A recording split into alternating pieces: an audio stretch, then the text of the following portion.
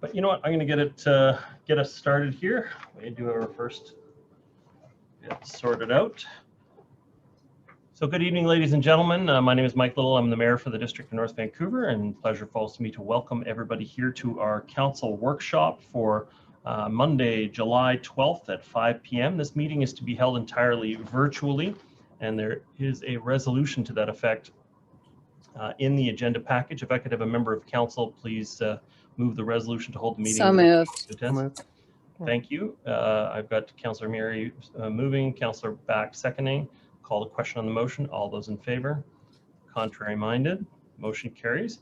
Now don't be concerned, council, if your view keeps changing. Our staff are trying out a few different things to try to get the pinned recording actually recorded onto the live feed, either via pinning or via spotlighting. And so we're going to try a couple of different things out tonight to try to see which one captures it best on the recording. Ideally, as we go forward into the fall, we're going to have blended virtual and in-person meetings as the COVID PHO restrictions are relieved.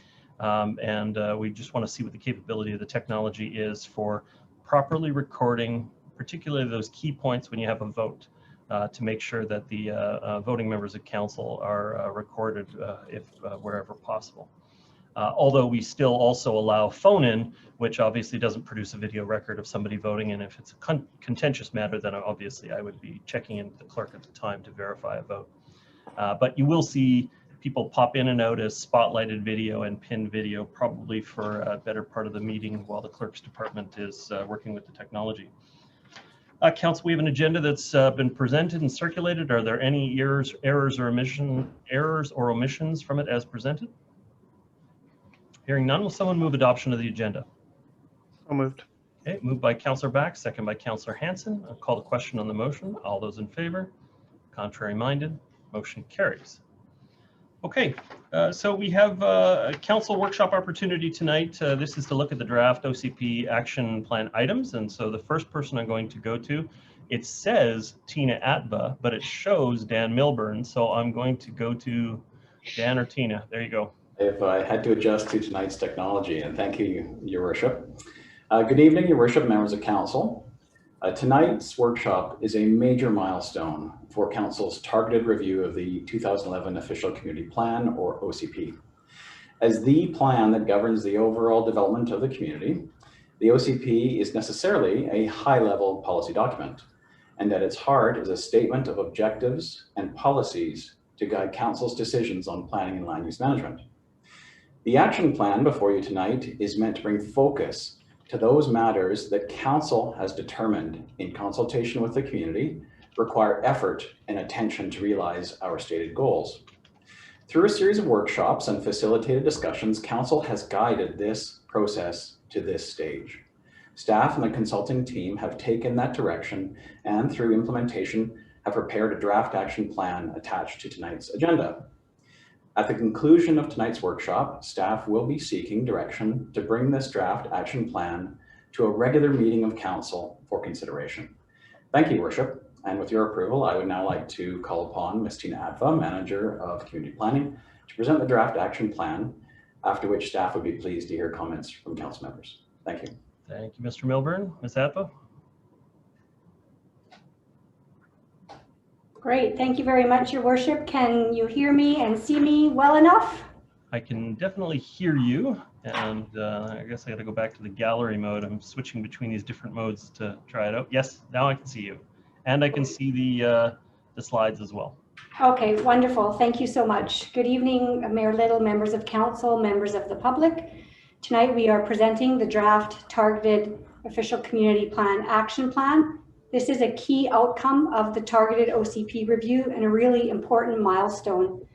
This draft action plan sets out how we further commit to our housing, climate emergency, transportation, and our goals around economy and employment lands. The action plan shows how we can address the issues that the community has been facing in these areas since the OCP was adopted in 2011. The action plan was always meant to be a list of doable actions that Council could implement over the remaining years in the official community plan, that's 9 years, and it will let us track how we are doing over time as we get closer to our vision. And I just want to say again, some of these pieces of the vision, how we effectively address and adapt to climate change, that we have connected and livable centers with housing and work opportunities, that we're a supportive community, we have resilient and diverse businesses, and we're a district where people have the choice to walk, cycle, and take transit. This presentation tonight has 21 slides. It'll take about 20 minutes. And before starting, I'm going to introduce Nicole Foth, our community planner, who's been a key guider of this project. She will also be guiding you through the action plan as well. We have Allison Clavel from Urban Systems, who has been our lead project consultant. And we also have Brian Bidwell, who's been a special advisor on this project since the beginning. After the project, there'll be lots of time for questions, clarification questions, and discussion. What we really hope to understand better tonight is council comfortable with referring this draft action plan to a regular meeting of council for consideration? So this slide, our OCP vision, I read out some of the pieces of it. I always love to look back in the OCP and hear those words that were developed in close consultation with community in 2011, 10 years ago. Our vision is still relevant. We want to be safe, we want to be sustainable, we want to be vibrant. And we know we need an action plan to respond to some of those emerging issues and really serious issues that have shown up. And we want to prioritize our work over the coming years. This is the purpose of the action plan. Nicole is going to help me go to the next slide. Council identified these 4 topic areas for the targeted review. Transportation. We know it's difficult to move around the district quickly and reliably, and we've learned that I'm learning that we can respond to these challenges through infrastructure and service improvements, as an example. And housing, the affordability crisis has worsened. We're losing younger residents. We know we need to increase our housing diversity and focus on affordable housing. Economy and employment lands, employers find it hard to attract and keep workers and sometimes even survive and get their customers and goods to them because of congestion, for example. And we know that transportation and housing play a large role in minimizing these impacts that we've seen on our business community. Climate emergency, we rely on fossil fuels. We've got extreme weather events to deal with. Designing connected and efficient communities is a big part of what we have to do to address this emergency. And social equity. From the outset, council directed that this be an important consideration. How do we become even more equitable and more inclusive? And over the past year, I would say this has become even more critical and at the forefront. How do we include social equity considerations in our decision-making going forward? Next slide, please. This slide is going to restate just really briefly some of the goals in our each of these areas. I don't expect that everybody picks up the OCP and looks at it on a regular basis. So we want to summarize, what did we say in 2011? What are we trying to achieve? I'm not going to read all of these out, but transportation will pop up here first. And the OCP recognizes that all of these areas, transportation, housing, economy, climate, are all interrelated. And the targeted review has really acknowledged that as well. And council directed us to look at these in a coordinated way. The white papers, for example, really attempted to do that. And I'll just ask Nicole to click on the remaining 4. For example, those interconnectedness, we know these, how we build and heat our homes, how we move around the district, those have a large part to play in how we reduce our greenhouse gas emissions. And how we have efficient and reliable transportation and affordable housing choice is better for our businesses and our residents. And social equity, being safe, socially inclusive, enhancing the health and well-being of all residents. For really, that's what having an official plan is really all about. It's a quality of life and what that means for people and businesses at different stages. So this action plan, again, tries to build off this interrelated nature, and just we'll see in a little bit as well how each action contributes to those goals in those 4 areas. Thanks, Nicole. Here's the timeline from when this project commenced officially in 2019 to where we are today. There's a lot here behind each of these lines. And the community, stakeholders, council, businesses have contributed a lot over the last 2 years, and we're now ready to launch the draft action plan. Next slide, please. I'm going to spend just a minute here before I turn over to Nicole, outlining a little bit what we heard in each of these key parts of the process. Under public engagement, I'm thinking back to mid-2019, actually late summer, early fall, when we did sidewalk surveys and we went out to meet people where they are in Deep Cove, at Capilano University. We went to businesses in Norgate. We talked to about 100 people and we heard stable housing is really important. In the fall of 2019, there was a telephone survey, and unprompted, people said the most important issues were transportation and housing, but also people ranked climate emergency very high. And I'm just focusing on some of these earlier items because we'll talk about the more recent engagement coming up in a few slides. But again, the workshops we did, the stakeholder workshops in early 2020, seems like a lifetime ago. I remember rearranging the furniture in the committee room and having representatives from all kinds of groups and community groups and committees come and help us look at trying to identify, starting to look at identifying possible actions. And some of those actions are carried through here. The research, the white papers, all of the documents and deliverables are on the webpage. And the action plan is where we are today, the draft action plan. Nicole is going to start to engage that or describe that a bit, a few more slides forward. So thank you very much for the opportunity to be here today. I'm going to turn over now to Nicole and join back with your worship's permission in a few moments. Thank you, Ms. Adva.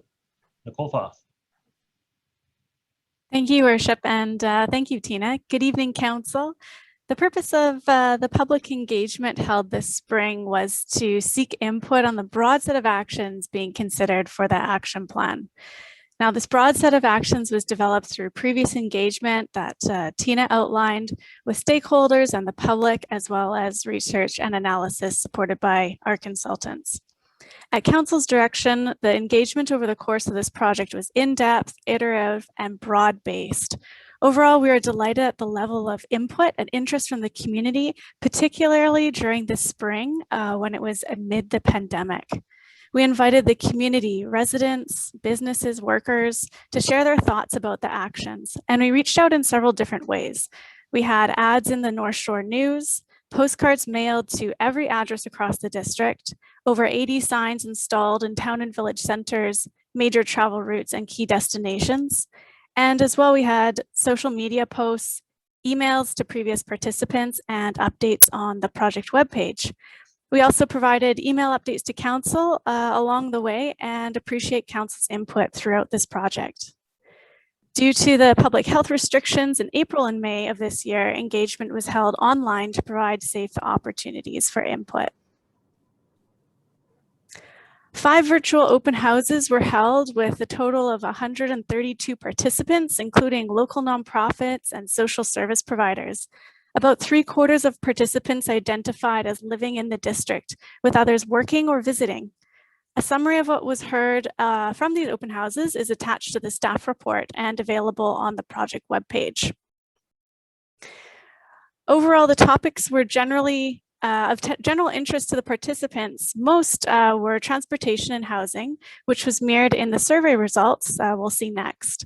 Some of the comments we heard include, for example, desire for improved pathways and connections for walking and cycling, more housing diversity and options, responding to business needs, such as with quicker approvals and attention to industrial needs, and continuing to work to reduce greenhouse gas emissions and waste, as well as improving the quality of our natural environment. For the public survey that really was the crux of the public engagement this spring, we had over 1,350 respondents complete this online survey that was open for 3 weeks. And we are thrilled with this level of response, especially as we are engaging the public during the pandemic. And so this represents a significant level of participation. For context, the main survey during the 2011 OCP process had about 1,300 respondents. The survey asked for respondents' thoughts on the importance and priority of this broad set of actions, and respondents identified as living and working in the district and representing a range of ages and incomes. Respondents selected their top 3 priority actions in each topic area, And the top three for transportation are make transit faster and more reliable, advocate for infrastructure and service improvements to get our transportation networks moving better, and create continuous and connected walking and cycling routes. The three priority actions for housing are, again, advocating for transportation improvements, increase housing diversity, and simplify and speed up housing development approvals. For economy and employment lands, the top three priorities had to do with how employees and customers can get to their jobs and to shops. For climate emergency, again, we see transportation is key, showing the ways that we move around and how far we need to travel to reach destinations impact emissions. And along with that, reducing greenhouse emissions from other sources like buildings was important as well. As you can see, many of these high priority actions were picked in more than one topic area. This shows that the respondents see that these actions are closely interconnected with each other. The other link between these actions is the network of centers concept in the OCP.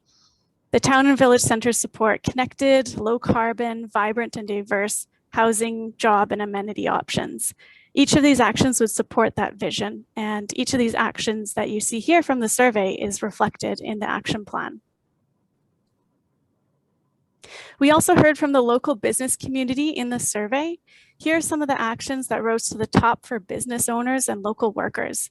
These actions have been incorporated into the action plan as well. So this action plan is a result of combined input from the engagement in the spring, and it builds on previous engagement and input from the public, stakeholders, council, as well as that research and analysis piece near the beginning. The action plan is intended to move the district towards this vision in the OCP across the 4 key topic areas to the year 2030. So next I'll walk through how the actions are described in the OCP before handing it back to Tina to walk through the actions themselves. A key communications tool in the action plan is the use of icons, as you can see here. This is an example showing here, priority action number 3. These icons are intended to help convey details about the actions at a glance. The icons will also help monitor the implementation of the action plan over time.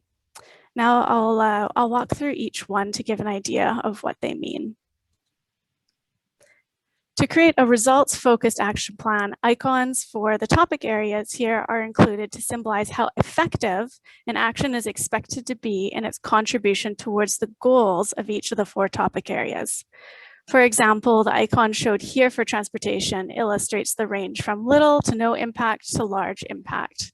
The OCP goals that Tina mentioned earlier in the presentation can also be found on page 3 of the action plan. The action plan continues the district's progress towards the goals that were defined in 2011, and as a result, some actions are already in progress while others are new to the district. The symbols here below identify the trajectory of each action to meet those OCP goals.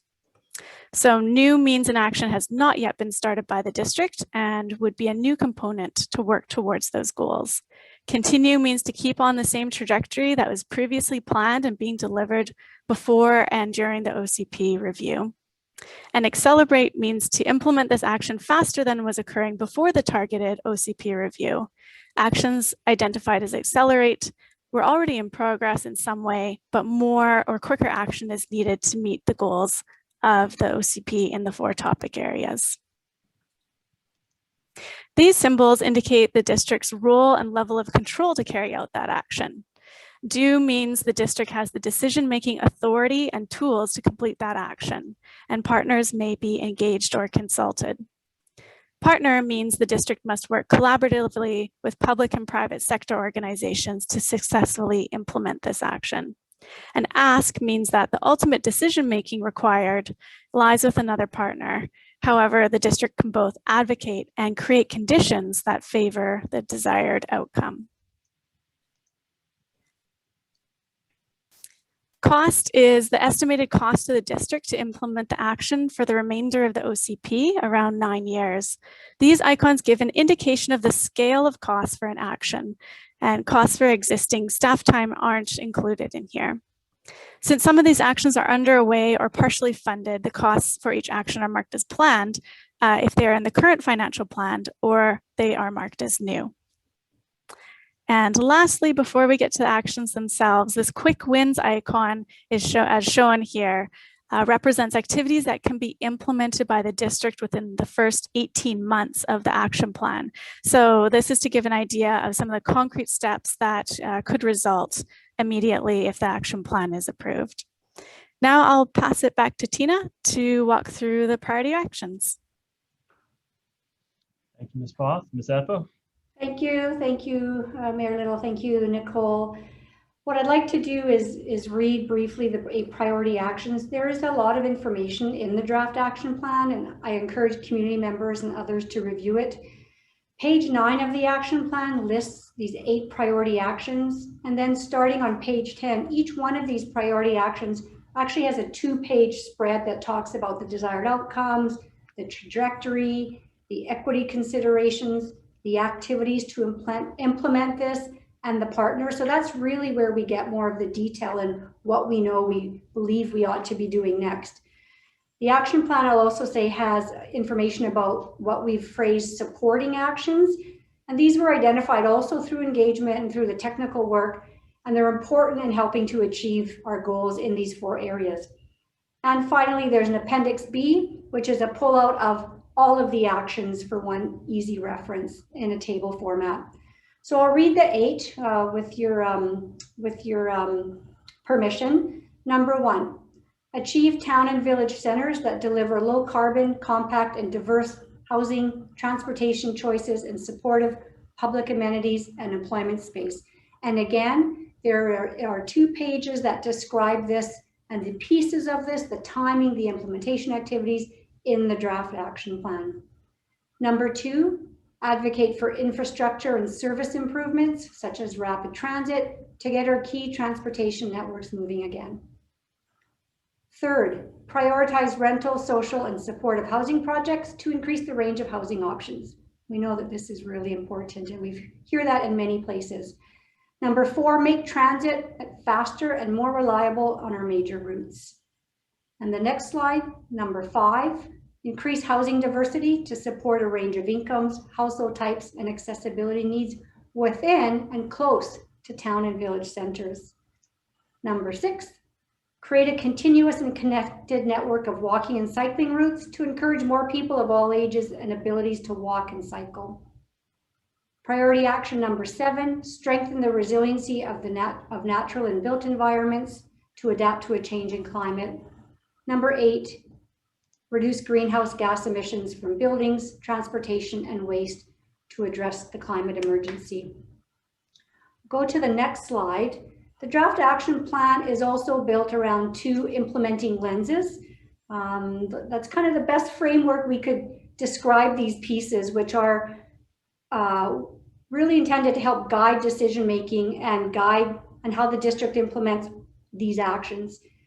The action plan on page 29 and 30 also gives some more context here in terms of the desired outcomes from a social equity lens and a climate change lens, the time frames or the trajectory, and how we implement that over the coming 9 years.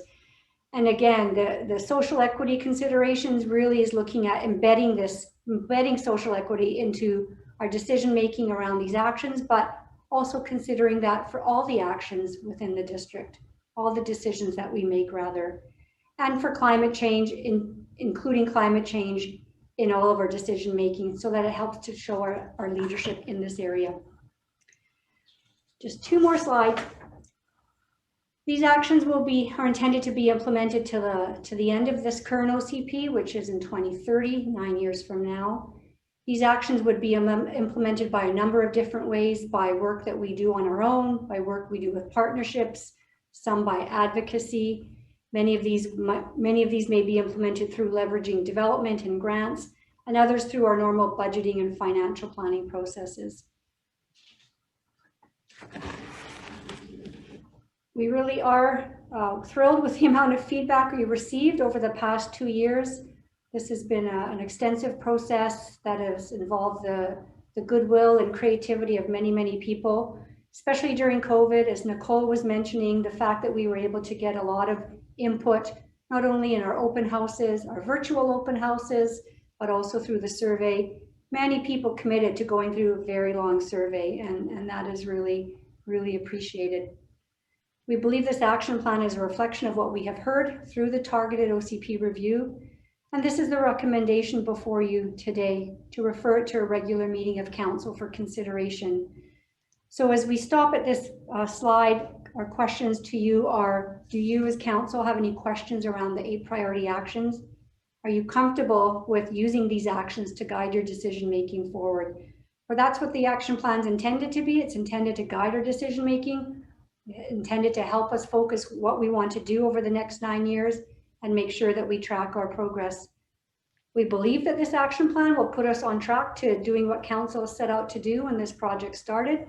That is helping the district to address issues that arose since 2011 in housing, climate emergency, employment and economy lands, and transportation. Thank you very much. Thank you, Ms. Adva. Yeah, just my opening comments. I do think that the action plan reflects the priorities that were set about by the council. I think that there are definitely going to be situations where people wanted things to be more aggressive or less of a priority, but I think that you've encapsulated really what was reflected starting back at the KPMG interviews back at the beginning of the council on the matter. I think what some people are going to struggle with is that it doesn't seem as revolutionary because it really has been the de juris. We've been doing this in our decision making largely up until this point. And so you won't see the dramatic changes much because it's more or less reflecting the demands of this council to make sure that, when we have new development, that we make the benefits of the social and community benefits right into the project, or other priorities that we put along the way, like our transportation plan being focused on active transportation options. These are priorities that have been in since day one of this council, and so seeing them reflected in the package is just not. It won't seem revolutionary like a change in direction, because I think we've already been doing a lot of these things already. Something that I see in the supporting actions, one, the support remote work options to reduce commute types. When I see that in the supporting actions piece, I think, man, this is a really key priority for us, recognizing the current transportation challenges that we have in this community, which we don't have a fixed solution for yet, although we're all advocating for rapid transit to the North Shore and other improvements and connections to the North Shore. But this ability to take some of the positive things that have happened during COVID and turn them into a pattern of success for us going forward. And if we can get more of our community commuting, working remotely, not going into the office every single day, maybe they go into the office 2 or 3 times a day and spread out those peak period travel periods. This is a really timely and key piece for us, because I think we have to make that the culture on the North Shore now, and because we don't have alternatives and solutions for people otherwise. If we can't get people to reduce the number of times they're commuting, the distances they're commuting, and making additional unnecessary trips. One piece in there that I would love to have seen more explicitly listed is multi-generational housing. I think that our community really needs to embrace the concept of multi-generational housing. I go and I do door knocking from time to time, and the number of times that I run into someone who is sitting with a couple in their 60s or 50s, and they're wondering where their kids are going to live, but they're sitting, 2 of them, in a 3,000 square foot house, sitting and pondering where their kids are going to live. I have to wonder what artificial barriers or impediments are still in place to people creating multifamily housing in our community, because we're on a trend downward with the number of people per house. I know it's only been slowly going down over the last few census periods, but I suspect it's going to pick up speed in this next census period. But it has been trending down that the numbers of people per household has been going down. And I really think that if you want to address some of the housing issues for young people going forward, there's nothing more affordable than making a reasonable accommodation in an existing house that your family already owns. If we can take those people out of the pressure queue on the other housing in our community by making it more viable for them to be able to live in multi-generational housing, then everybody benefits from that. And so we haven't specifically, explicitly stated that priority in there, but I keep coming back to it. I think that it's an area that is full of opportunities to make changes in our community and make it easier for families. But maybe under COVID, nobody wanted to live under the same roof together. I don't know. But I do see a lot of savings in that. So once again, it's been a long time coming. We had a very inopportune time to start this. I think the draft proposals came out on March 4th, if I recall, of 2019, which would place it about a week before the first closure of COVID. And so it's just been 2020, I guess it would have been. It's all a blur. So the draft principles were out very poorly timed, unfortunately. And so we took a lot more time getting to this point than we had wanted to, but I have to say that the priorities expressed in this action plan, I believe, accurately reflect the priorities expressed by the council and the consultation we've done so far. Councillor Hanson.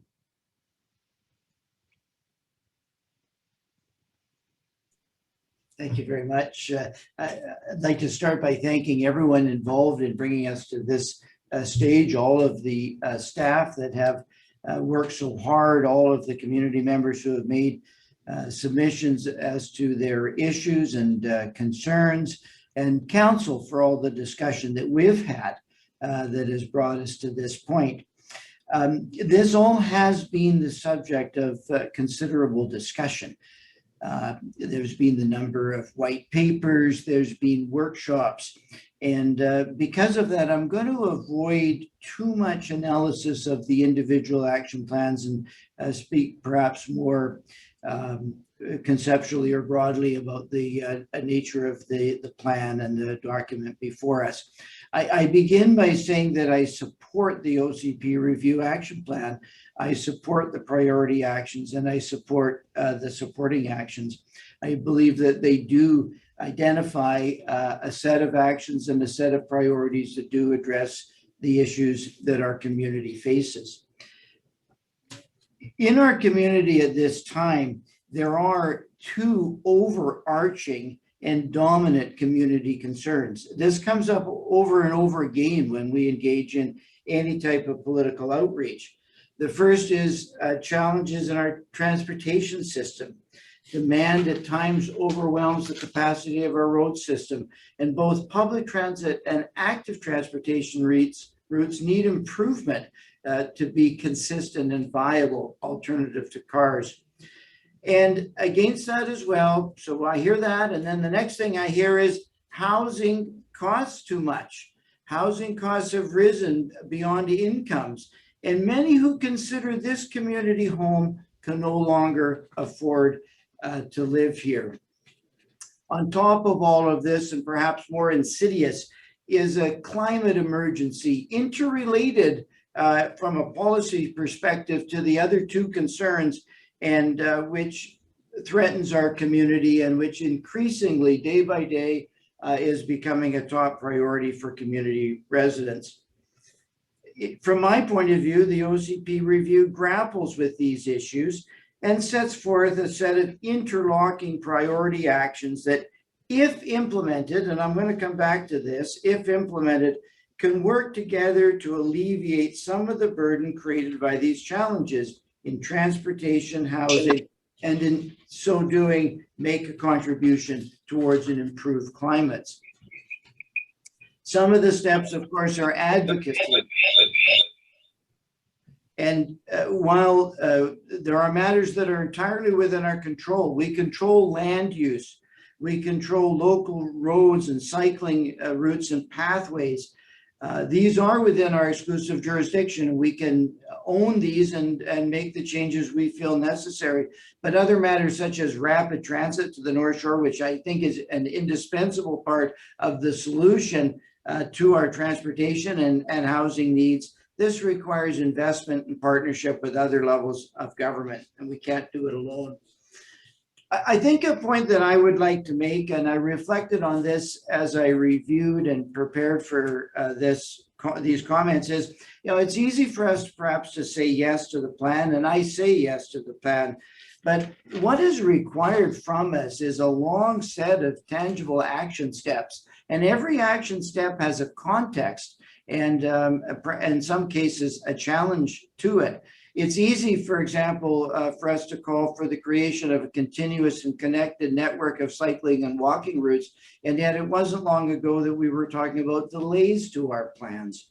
I'm not laying criticism anywhere. I'm just saying that's what we were talking about in a very recent council meeting.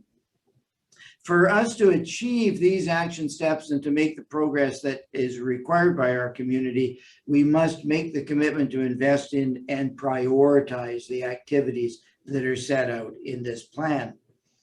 And I hope that in future that these actions will be a priority and that the actions of this council will reflect that. Most basically, and this is perhaps the most substantive thing that I'm going to say tonight, most basically, the plan calls for the prioritization of the development of town centers. And yet we have continued to see major projects occur in car-dependent locations that are not town centers. The fulfillment of this plan will, I believe, require us to refocus our priorities. This document states, and I'm quoting, the district's approach to housing should be formalized for clarity and consistency. And I agree. We should prioritize, just as the document states, rental, social, and supportive housing, and we should focus our development in town centers. And I just point out that the actions of this council have not always been consistent with those priorities. Beyond that, I'm going to avoid a lot of detailed discussion of the recommendations, except to say that I support this as a framework. I believe our community also supports this as a framework, and I believe these action steps and supporting actions point us in the right direction as we seek to address what are clearly the major issues facing our community. And I also am gratified and support the social equity component of this, and the need to consider social equity, diversity, and inequality in all their decision makings, a problem that has only got worse and worse since 2011 when the original OCP was created. With that as my comments, I thank everyone again who's participated in creating the plan, and I, for my part, look forward to working with the entirety of council and staff to achieving the mandate that is set forth in these OCP review action steps. Thank you very much. Thank you, Councillor Hanson. Councillor Bond. Thank you, Mayor Little. And I'd like to thank Councillor Hanson. That was a very good high-level overview of where we are and kind of the focus of this plan and this workshop on the action plan. And I'd like to echo, and I think I'm not going to put words in Councillor Hanson's mouth, but I'll make them my own. This plan and the outcomes that are described in this plan hinges on the actions, and it hinges on the actions being prioritized and being implemented. That's what this implementation review is for, of the official community plan. And I would perhaps disagree a little bit with you, Mayor Little, on that this is a reflection of what we already doing, what this council is already doing. And I think specifically the priority, the scope, and the speed of implementation in order to meet the goals that are outlined in this plan is something that we have lagged behind on. The context of that is our official community plan regionally is a slow growth, maintain the status quo plan. And up until this point, in the first 10 years, we've actually gone slower and maintained more of the status quo than our slow change to no change plan has done. And so if we are looking to achieve these outcomes, whether it's having neighborhoods where people of all incomes can live and thrive, where people have an opportunity, no matter their place in life, to live, then I think we are definitely falling behind. And so one question I would like to ask of staff is, how do the actions that are outlined here in this plan, where do we get to at the end of 2030? Are we close to our OCP goals of transportation mode shift, of housing diversity? Because, in my opinion, I think that the OCP is a lot slower, especially compared to the region. And we probably know now, as we've been discussing for the past few years, on climate, on housing, on transportation, that what was envisioned in the OCP as the end goal, as the end outcome, is probably nowhere near ambitious enough to get us towards our goals on equity, on housing diversity, and on climate. And so where do we get, should this council and future councils for the next 9 years actually prioritize and do all of these actions that are in the plan? Which ones, where does that get us in terms of our goals? Did we meet them? Are we still behind? Are we ahead? That would be a question that would help me understand how much priority and resources we should put towards each of these different actions. Ms. Atha? Thank you very much, Mayor Little, to Councillor Bond. We clearly want to be working towards achieving those targets that we set out in the OCP, whether or not it's on mode shift, on percentage of attached housing versus detached. And again, the process to date, the white papers in particular, showed us where we've been making that progress. So those targets remain the targets in our official community plan. This process has not changed those. We know at some point in the future, we will be creating a completely new official community plan. The time frame is to 2030. So we will want to be keeping stock as we go along with these actions, what our progress is. This is clearly what this action plan, by setting out 8 priority actions and a number of 21 supporting actions, is intended to also continue to keep us on track. How much closer are we getting to those targets? Whether, just to use those 2 examples, how much attached housing, that is a more multi-family nature rather than single family, are we getting more people closer to onto bikes and walking and transit? So we want to be getting closer. We believe we will be getting closer to those targets with these priority actions. Will we achieve them all? I think that's a little bit harder to say with 100% certainty. Our intent is to continue with those targets as they continue to be our goals in the OCP. Okay. Yeah, and I think, on the targets, there's been a lot of back and forth discussion about targets and timing. And I think one thing that's important to recognize in context is that those targets are a reflection of the outcomes that we want to achieve. And so, while they may happen sooner or later, it means that the results, the housing diversity, the transportation equity, those things happen sooner or later when the targets don't happen. So I think what I think would be really useful as a communication piece or as a decision-making tool is understanding what we've done, and I think we've done a lot of that work already, and specifically the pace of what we're doing, and how does the pace of what we're doing need to change in order to get us towards these goals that we've set out. If we continue at our current pace, where do we end up? What would we have to do actually in terms of all of these different actions to get us towards those goals, knowing that those goals are likely not ambitious enough? The other comment I think that I have is this review has taken a long time, and part of that's due to COVID.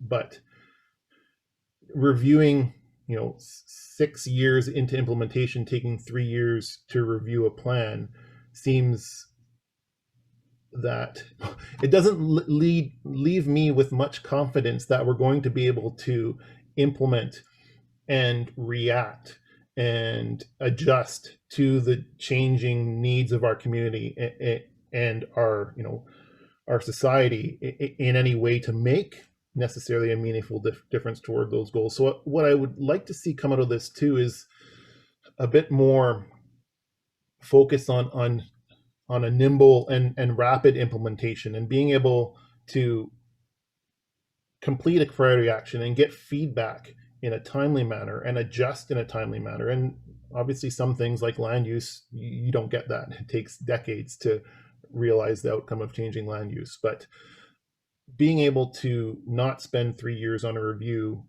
and not do a lot in terms of achieving housing diversity over those 3 years, I think there's a lot of cost to that, and I would like to see that change as well. On a few specific points, I noted that achieving housing diversity came up a lot in the public feedback. It's layered throughout the report in different ways, and I think that should be in all neighborhoods, not necessarily just concentrated in the town centers. I think we have a lot of great neighborhoods all across this district, and I wouldn't want the cost and of owning a single family home to be the barrier for so many people of not living in a great neighborhood. I'd also like to say on the transportation point, we have a goal of implementing the town centers and welcoming a lot of people into those neighborhoods. And I think those neighborhoods as well should be pleasant and safe. I think of Mountain Highway or Riverside, and how currently they're a thoroughfare through a neighborhood that has relatively few people living in it. And I don't think that those roads should necessarily be thoroughfares when we're welcoming many more people into those neighborhoods. So I guess those are a few initial comments. Is this the only workshop that we're going to be doing on this, or are we coming back for another one? Because there is definitely a lot of, it's a big report and it's a lot of information. So just wondering if there's going to be another opportunity for council discussion on this. See Mr. Milburn's hand up. Thank you, Your Worship, members of council. Just to respond to that key question, Councilor Bond, will this effect change? And I would say the answer is yes, quite clearly, and two key reasons. But to contextualize that just a little bit, a plan in itself does not change things. It's the subsequent decisions and the focus around the spending of budgets and the allocation of resources towards affecting those changes, and how we respond to applications that might come before us, and how do we take on opportunities that are presented to us, such as affecting rapid transit in the community. So it can't do everything, but by its nature, because it focuses, these are the things that are most important, and offers an opportunity for us to measure our progress and then to adjust, as you say, nimbly. And having that kind of focus in an action planning document is designed to help the decision makers, to help council. It's really an inward facing document that council can continuously review and say, are we on track? Let's check, let's review those documents, and let's focus our decisions where they'll have the biggest impact and effect. And so we've tried to highlight those priority action items and those supporting action items that will accelerate council's objectives, that will help you get there as soon as possible. And in terms of this discussion, what we're recommending tonight is that after the discussion, if council wishes to indicate support and bring this matter to a regular meeting, that conversation could continue in a regular meeting of council. And our hope would be that the council would then endorse the action plan in that regular meeting. Thank you. Thanks. And I'll do one final comment if I can, Mayor Little. This process and this meeting about this type of plan, I think, is where council, each of us individually, and staff actually have the most impact. And spending our time, and spending a lot of time on issues like this, on these strategic directions, on these high-level prioritization of plans and actions, I think that's where we provide the most value to the community compared to getting into minutia detail about an individual setback at a specific development permit application, or very minute details that are more best judged by our professional staff. So if there's any result that I would like to see coming out of this process, is that we should be spending more time here having these kind of discussions, talking about prioritization of actions, talking about the plans for our community 5, 10, 15, 20 years out from now, and a little bit less at the kind of the minute details of individual applications. So. Okay, thank you very much. Councillor Beck. Thank you, Your Worship. I'm still getting used to the self view being pinned to the screen here. I'm not used to staring at myself. I want to just start by thanking Councillor Hansen and Councillor Bond for their comments, and I don't want to repeat them, but I do agree with much of what both of them have said. I want to recognize the work of staff and the consultants who were part of this project over the last close to 3 years. It's an incredible amount of work to get to this point where we're discussing some actions, and I agree with Councillor Bond that these are the types of discussions that I think we should be spending our time on, and they're certainly the types of discussions that I enjoy in terms of looking at where our community is going and where it needs to be in the next 10 years or so. So just in terms of the plan, the action plan, I feel like it's along the lines of what Councillor Bond was saying. I think it's missing a sense of urgency, especially in light of the pandemic and where things like housing and the climate emergency have only increased in importance. I think there needs to be some more aggressive timelines in a lot of these different areas, and I feel like that's missing a little bit in the plan. Although I do support all of the actions, the priority actions and the supporting actions. I just feel like it needs a little bit more, as I say, urgency. It takes so long to get to a point like this, just like it takes so long to get a lot of things done in these different areas.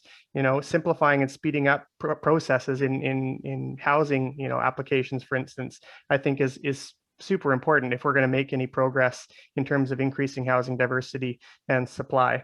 In terms of our active transportation network, I want to see that move faster. I think it has to, if we want to get to where we want to be as a community in 2030 and getting people less reliant on their cars. I feel like, to Councillor Hansen's point, we may have taken a little bit of a step back recently in that area. So I would like to see more an acceleration there.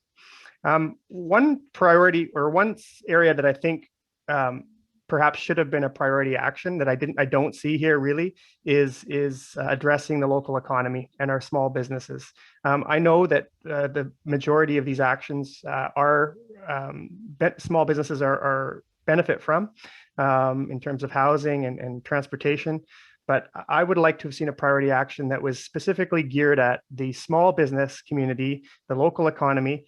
Again, particularly as we come out of the pandemic, the next year is going to be very telling when we see businesses start to close. We've already seen businesses start to close. So in my mind, we've got a couple of priority actions here that are quite similar around housing. I would have preferred to see something around how we work with the local business community. And I think under supporting actions and some of the quick wins, there's some really great ideas for supporting the local economy. So again, would have just liked to have seen those raise in importance a little bit. But overall, I think it is a good plan. One of Councillor Bond's comments was a point that I was going to make, in that the OCP is largely designed around preserving the single family zoning, and I think if we're going to get to where we need to be as a community, we do need to look beyond the town centers. We do need to make, the mayor's point, that intergenerational housing a little simpler. and be able to, promote housing diversity in some of the great neighborhoods across the district, like Lynn Valley and Blue Ridge, and some of the other single-family predominant neighborhoods. So don't see really anything about that. So would have liked to see more on that. But overall, I think it is a good plan. Again, I just would like to see sort of more urgency. But those are just my first comments. Okay, thank you very much, Councillor. I've got Councillor Mary next. Thank you. I guess I'd just like to clarify, is the 132 responses from the workshop and 1,350 surveys, is that the amount of input we got over 2 years? Just a yes or no answer is sufficient. Through your worship, I would say no is the answer to that. That is a summary of the most recent feedback, which I would say is quite substantive. We were really happy with the number of people at the virtual open houses. We were really happy with the large number of responses to the survey. But throughout the past 2 years, we've had a number of spots where 100 people participated or 80 people participated. So the answer is more fulsome than the numbers presented. So I guess I'd like to understand the number of actual district taxpayers that took part in the surveys and the responses. And I understand that there's certainly a percentage of people that work in the district that may not be taxpayers that have an amount of influence in regards to how we move forward. But that doesn't come across, it's not clear in the information what that percentage was. So it's probably less than 1,350 that were the number of district taxpayers, and less than 132 responses from workshops that were district taxpayers. So the affordability and the housing and transportation ranked high, and yet the issue of land speculation in regards to identified densities in town centers and along transit corridors doesn't seem top of mind at a time when land prices are out of control, to the point where we are one of the most expensive top 5 cities in the world. And our solution is just keep continuing to build and construct, because that's somehow going to solve the problem. We've never been less diversified than we are now. I mean, 10 years ago, we had more diversity as far as the people that lived in this community than we do now, because really the only people that can come here are ones that can afford it. And I mean, at the beginning of the OCP, we were talking about, like $500,000. I don't even know if we were talking about a $500,000 condo.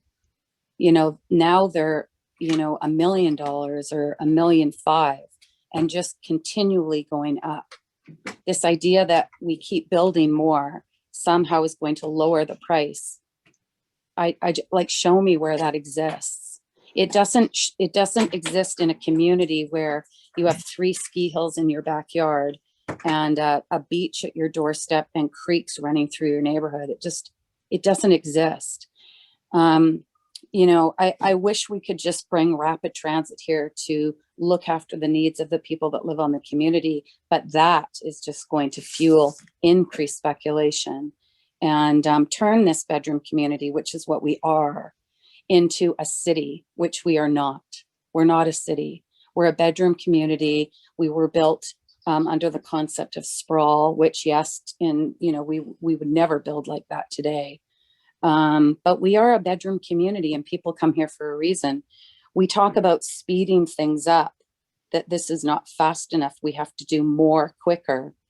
I think the last election was a pretty good example about what people thought about that idea. And that was only 3 years ago right? So they were pretty clear how they felt about the amount of development that was going on. In the list of 8, I have to say, I'm shocked that employment just rated in a sentence in the town centers. I mean, I'm stunned by that. Yet we have, housing, social, affordable, non-market, all of those words that we use when we talk about the market part of our housing, and then more diversity of housing. Like, we haven't spent the last 10 years building more housing than we ever have since the 1950s.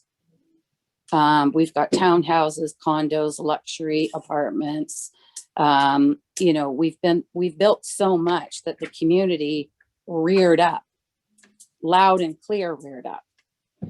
And now we've prioritized.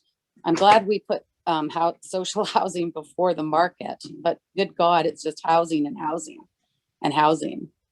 And there's not even a bullet to identify employment. Like, we talk about work, and we've got an active port.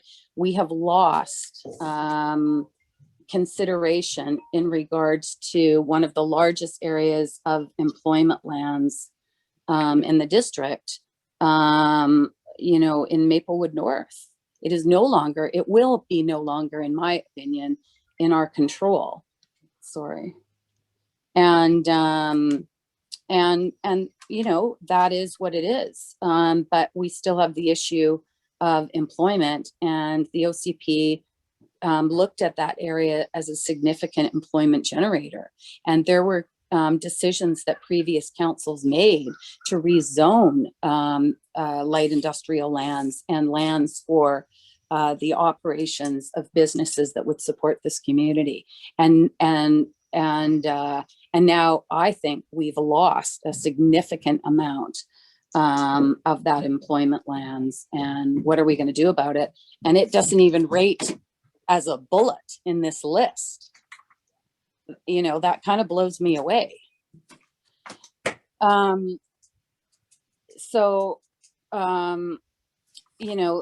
The issue, and people, we've talked about every time you go out, everybody's talking about the cost of housing and the cost of land, and how it's just more and more and more unaffordable.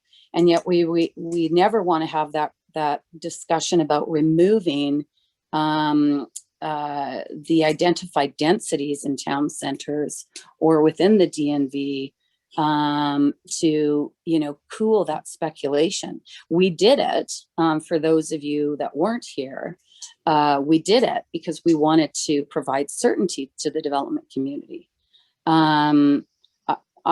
I don't need to provide certainty to them anymore. I mean, the amount of, the amount of certainty has certainly risen the value and that bottom line. And it's at the expense of people that, that live here, that would like to live here, but will never be able to live here ever.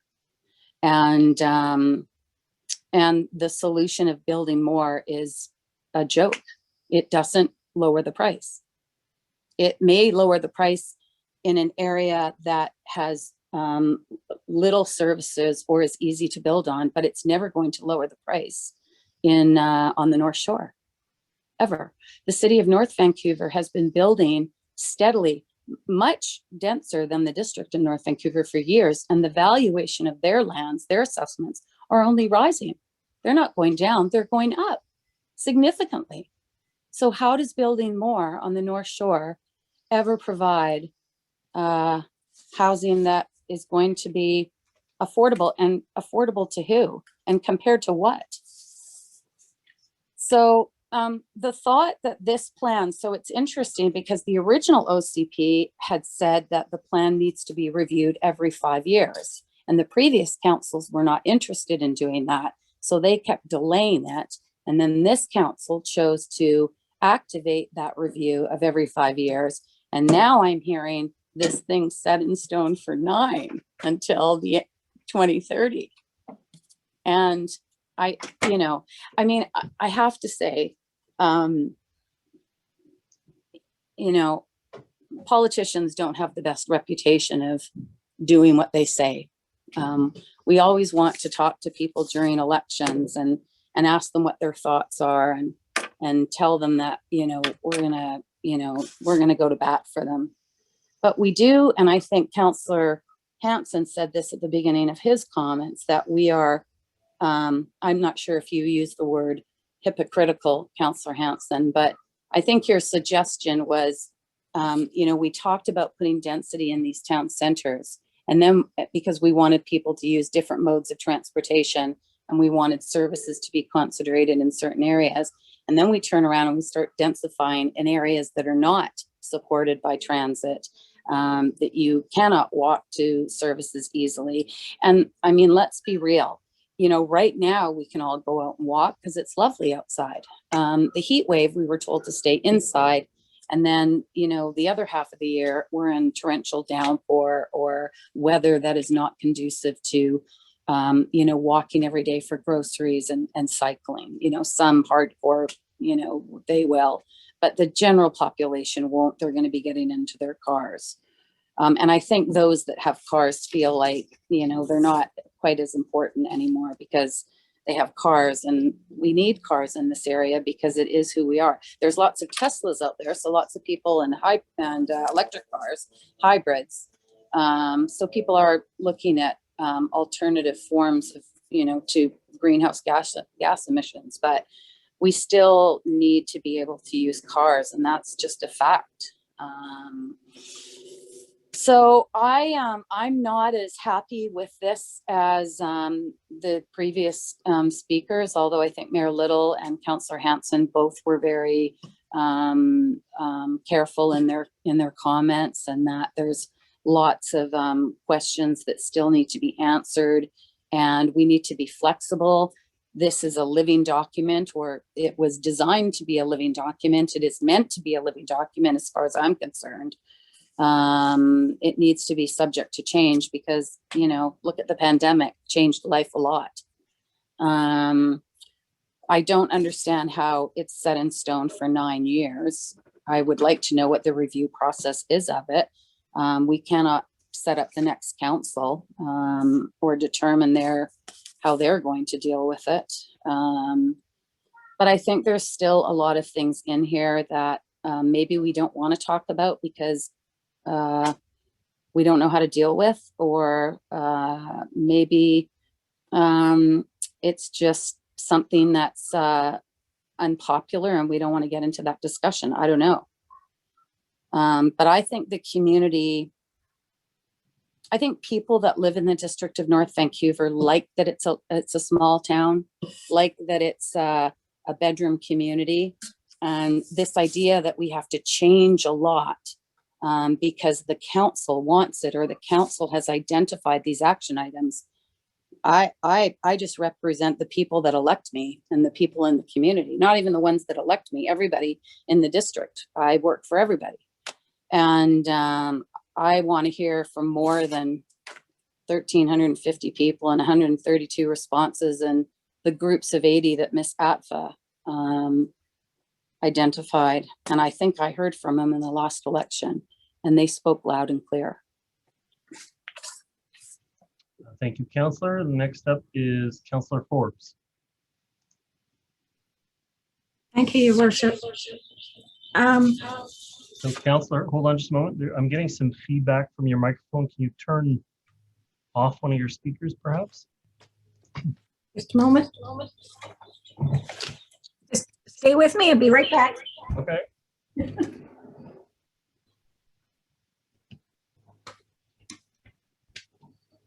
Is that better?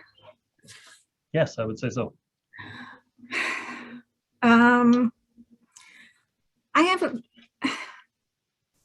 First, I'd like to say, I think of all the comments that have been made, I agree with bits and pieces of all of the comments. I agree mostly with Councillor Murray. A lot of the points I was going to bring up, she's already brought up. This whole process, when I wasn't a councillor, the OCP was supposed to be reviewed every 5 years, which meant that it should have been reviewed in 16. And 2016, sorry, and it wasn't, and it got delayed. And then before I became a counselor, I got appointed to an OCP implementation committee. And there's been 2 or 3 of those committees, and previous councils didn't do much with any recommendations from those committees. I mean, I can personally say that from the committee I sat on, that I'm very disappointed that council didn't take action on anything, and then then this time we've now set up a task force to look at a lot of things now. So I think the process in saying this is 3 years. 3 years is not correct. It's more like 2 years. And I agree that I'd like that process defined and laid out and much quicker, because technically we're due in 2021 for another review. But I agree with Councillor Murray that we shouldn't be waiting till 2030 to do a proper review of this again. We were behind even doing this one. And we had some people on council saying they didn't even want to review it still. So I'd like that process laid out a little bit better.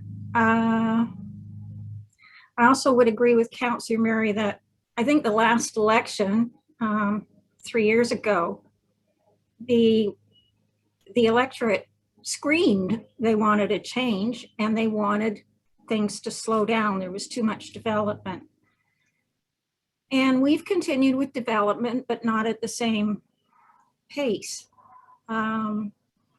And we've done more, I think we've done more mixed with this council than in the last council. We've tried to get in supportive housing. We've also tried to get in a more diversity in bachelor 1, 2, 3, and I think we have got 1 4-bedroom. And so I think we've done more of that, but still not enough. I'm concerned also, as Councillor Murray mentioned, COVID changed an awful lot of things. And also we have something changing in Maplewood as well that has changed plans that were laid out in the OCP, preferably years ago, and it's not going to probably happen now. So we need to relook at that employment, where it's going to be, how we're going to sustain our employment here, and how we're going to sustain people to work and live here, which is part of the plan to help climate change, to stop a lot of going back and forth in transportation. And everybody talks about density in town centers. So I'd like to speak for a minute about a couple things, because I live in Lynn Valley, and Lynn Valley Center is probably the most developed town center. It may not be the biggest, but it's probably the most developed, and it's gone through a huge change in the last 5 years. And I'm speaking for people who live in, not everybody, I'm sure, I'm not speaking for everybody, but I'm speaking for the people who speak to me and contact me. Nobody likes the towers. I think it took away from the feeling of Lynn Valley Center. So nobody likes towers. We have towers now in Lions Gate, and we have towers in Sealand. And that may be because those 2 areas are much easier to get to. They're much more transportation friendly. And that's why that's happened down there. But I hear council say that we need to speed up some of these things. And I really actually think that just because there's a group of 7 people on council who thinks this is the way the world should be, doesn't mean it's what the community wants. And we have to listen to the community, the people who vote us in. And that's what I'm most concerned about. The transportation and speeding up of things like bike lanes really has a lot of Lynn Valley very, very upset about a pilot program that's going to go in August. They don't feel they were consulted properly. They're going to get consultation after the pilot project is in, not before. And I won't go into any more detail on that, but the community is really upset about it, that much the same way that Deep Cove is really upset about what's going on in their area as well. So right now there seems to be an awful lot of, pardon my language, pissed off community members. And I don't think this council is paying enough attention, listening to them, to what they want, not what council thinks is best for them, and downloading that onto them. We need to listen to them and try to incorporate what the community wants with what we also maybe have studied more or learned more. And that involves education with the community. And I've been asking for 1.5 years for education information meetings and to explain some of these new technologies and some new things that are happening. And I'm getting nowhere with it. So what I'd like to see come out of this meeting is I'd like to see it go to a, I don't know if it's a public information night or if there's going to be changes to the actual OCP. I don't know if that requires a public hearing night. That would be something that I'd have to, I guess, ask the clerk. I don't know if the clerk's on here tonight.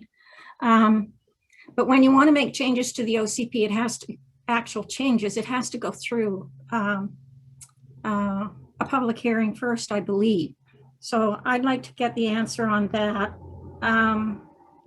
I also think, speaking for Lynn Valley, we lost a lot of our more affordable housing. And because we had a target on our back in the OCP, or in the, in the OCP, the area that was defined as a town center, it didn't just stay up around 27th and 29th and Mountain Highway in Lynn Valley. It came all the way down to past 27th, almost to Kirkstone, but not quite. It backs onto the back of some houses on Kirkstone. So it was quite a large town center area. And we still have some affordable purpose-built rental in that area, but it's got a target on its back as to being still available for new housing. And we know we're going to end up with expensive new housing because we already know what the Library Lane condos and all the other condos that have been built up there by BOSA, etc. We know what those are like to purchase or to rent. They're very expensive. It's not affordable housing like was originally laid out for town centers.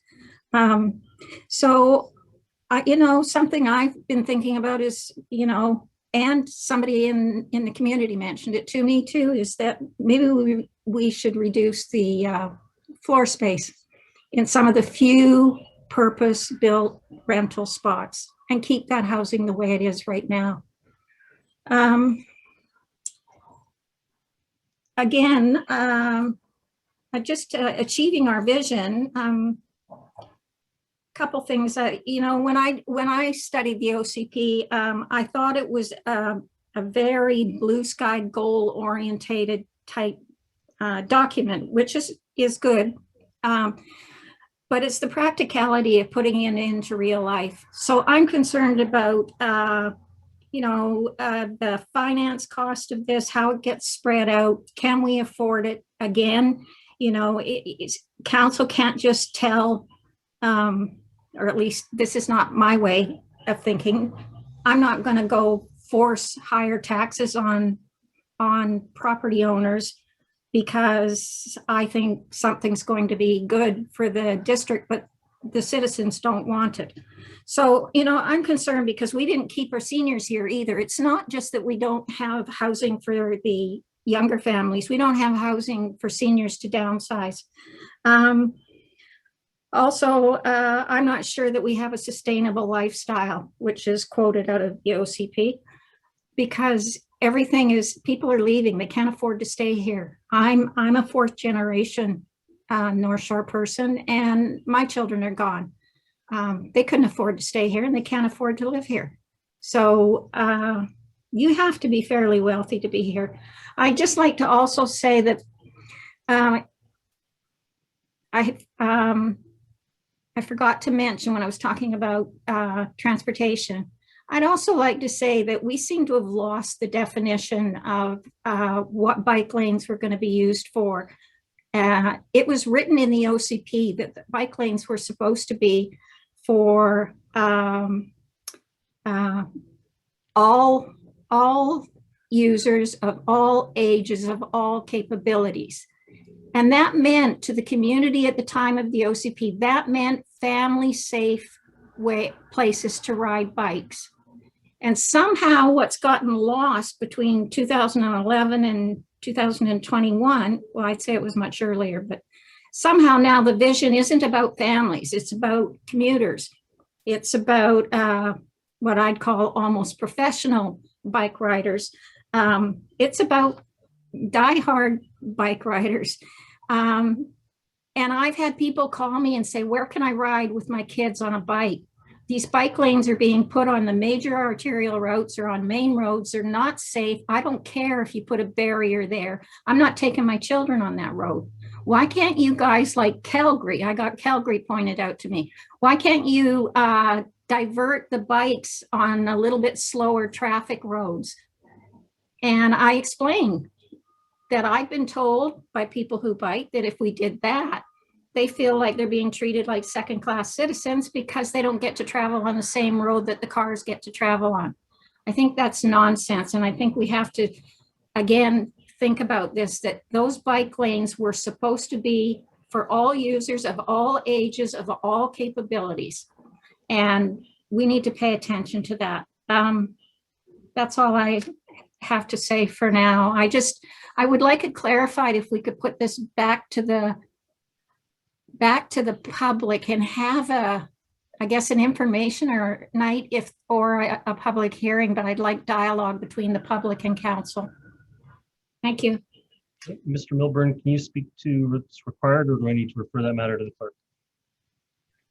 No, thank you, Worship. I can comment. The action plan itself is direction that the council would provide an indication to the community about where its priorities are.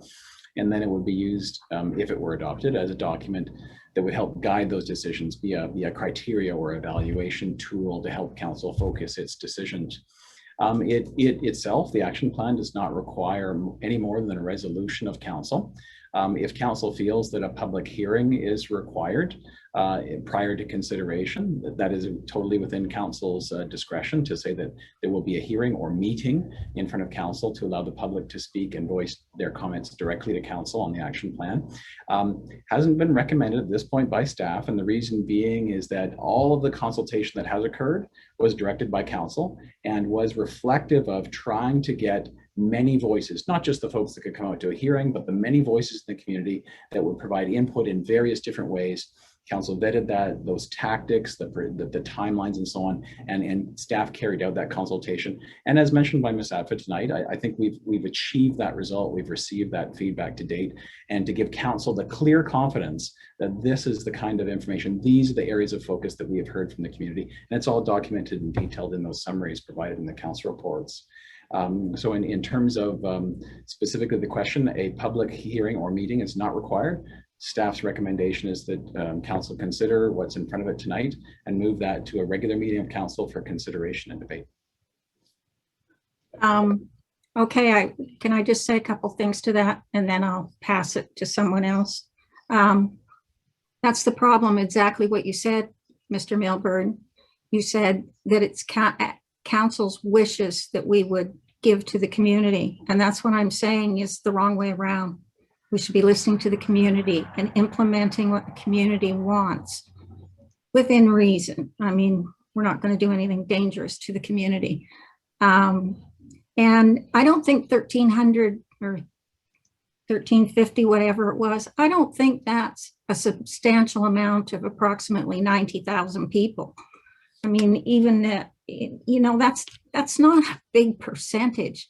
So you didn't get an overwhelming response, even with the information you're giving us here. That's not an overwhelming response. And I'm telling you as a counselor, I'm hearing from a lot of people, and it's not what is in necessarily what's in here.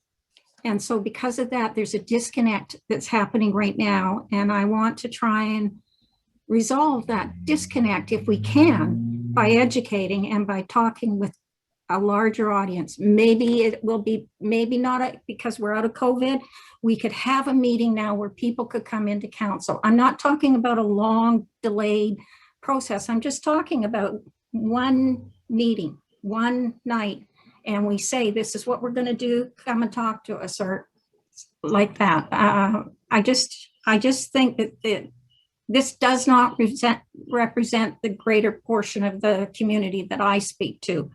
That's all I want to say. Thank you, Councillor Forbes. And I will say, I think you make a compelling argument for us moving this to a public hearing after this point. You know, I think it is it may not be as guiding as the OCP itself, but it's You're hard to hear, Mike. Sorry. I've got you on full volume. I can't. Okay. Anyone else having problems hearing me? Might be your system, Councillor Mary. So if I'd be happy to, when the matter comes up for a vote at the end of the workshop, to return the matter to a regular meeting of council or send the meeting to a public hearing. I will definitely give you a chance to form that motion, Councillor Forbes. Okay. Next speaker I have is Councillor Bond.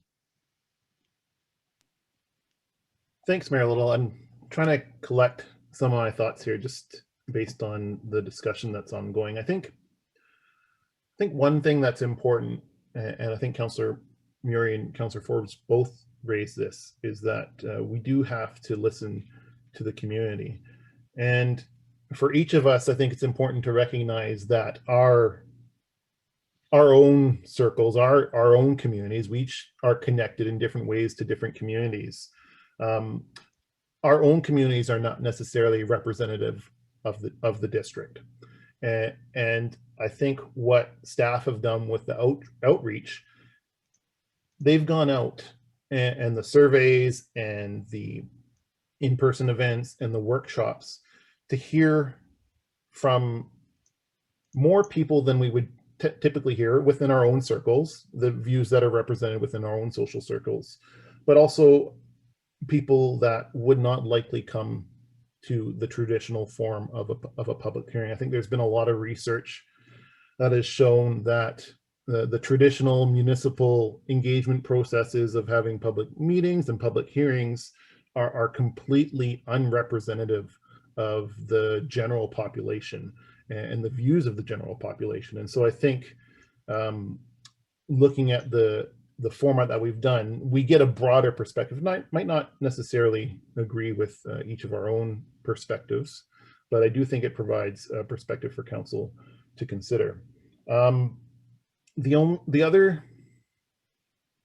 other thing I think that is also important, and I think I mentioned it when we first started off this process, I think it's important to paint the picture first of where the OCP intends us to go, but also of the alternative, of the status quo. What will the community look like in 10 years if we do not do these actions? And then the point that brought that to my mind was the point about, you know,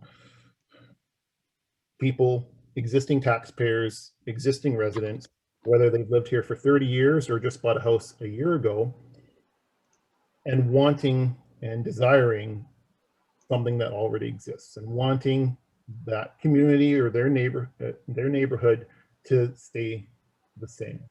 And I think, you know, that kind of goes back to the whole question of the OCP, is what is the vision of our community? Is it a inclusive community where people of all incomes have opportunities, or is it to stay the same and to only allow those with the wealth and the income and the desire to live in the existing neighborhoods to be able to do so?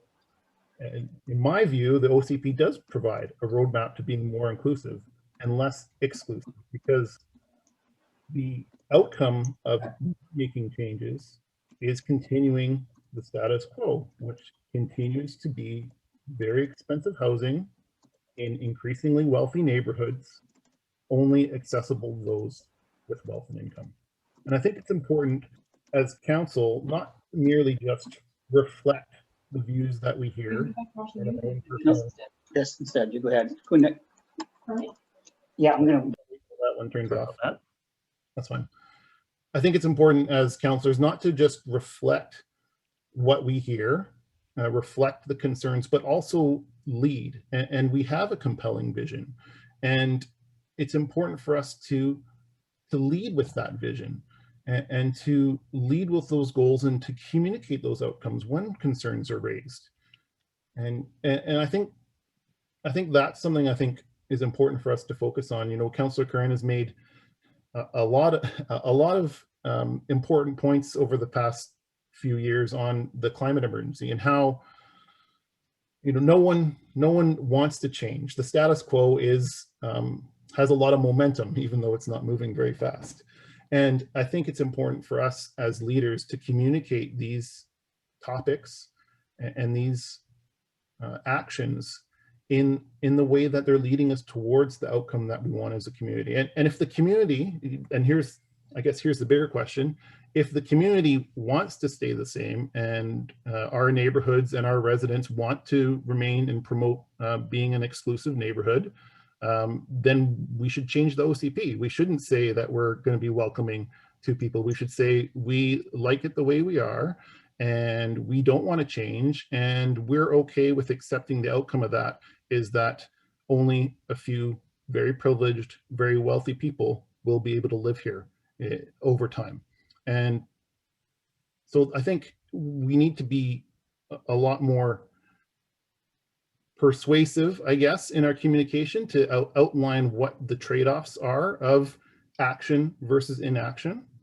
And I think that coming out of this process, I think similar to what Councillor Forbes was saying, I think there does need to be that kind of ongoing and continuous engagement about these issues and where we are going and what we are doing and how we are addressing the needs that we have heard from the community. That the survey responses are telling. Housing and transportation are key. Housing diversity is key. Allowing more homes and more ways to get around is important to everyone that responded to the survey.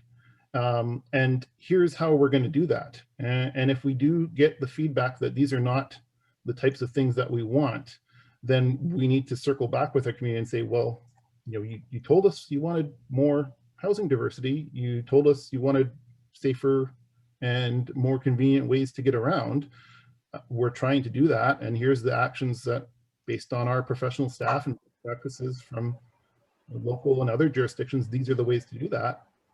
If you do not want to see these happen, then let's ask the question again. Do you want an inclusive community? Do you want safe and accessible ways and convenient ways to get around, whether you're walking that day or biking that day or pushing a stroller or driving? So I think that's kind of a bigger question, but the communication, the ongoing communication, the ongoing engagement on these difficult issues of change, I think is really important. And I'd like to see coming out of this a bit of an ongoing and continuous strategy around this, the big picture and the vision of how we communicate that with existing residents, with new residents, with potential residents, and those who are coming and staying in our community to make it the great and wonderful place that it is.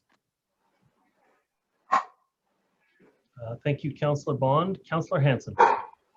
Thank you very much, and I'd like to thank everyone who's spoken before me. A very interesting discussion.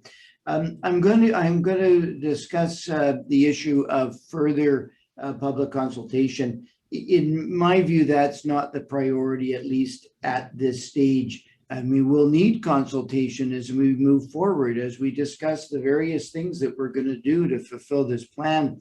But in my most respectful view, what's required now is not further gauging of community will, but action, forward progress. I'm engaged in a lot of political outreach. I talk to a lot of people.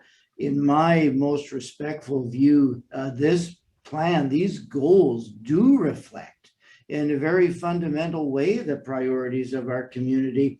Our community wants transportation solutions. They want more affordable housing.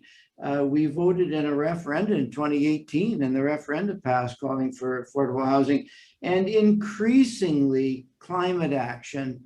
The issue of the climate emergency, the heating of our planet, which has become so tangible so recently. I was walking on the shores of Indian Arm, and I almost cried when I saw all of the mussels empty. It got too hot, the tide went down, and they all died. A species was exterminated. They'll come back, I suppose, but it was a mass killing of mussels in Indian Arm.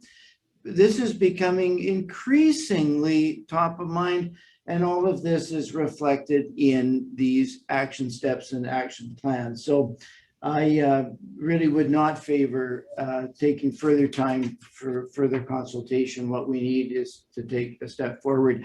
I wanted to make a specific comment as to the business environment. Councillor Back talking about support for business, and I absolutely share that perspective and point of view. I'm a businessman myself in the North Shore.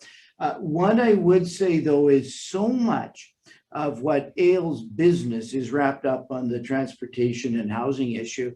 The reason it's a little bit difficult to run a business on the North Shore is because people have a full range of employment categories, staff, but income levels that have difficulty living here, and they have difficulty transporting themselves here. If we could address transportation and housing issues, we can provide very significant support to business.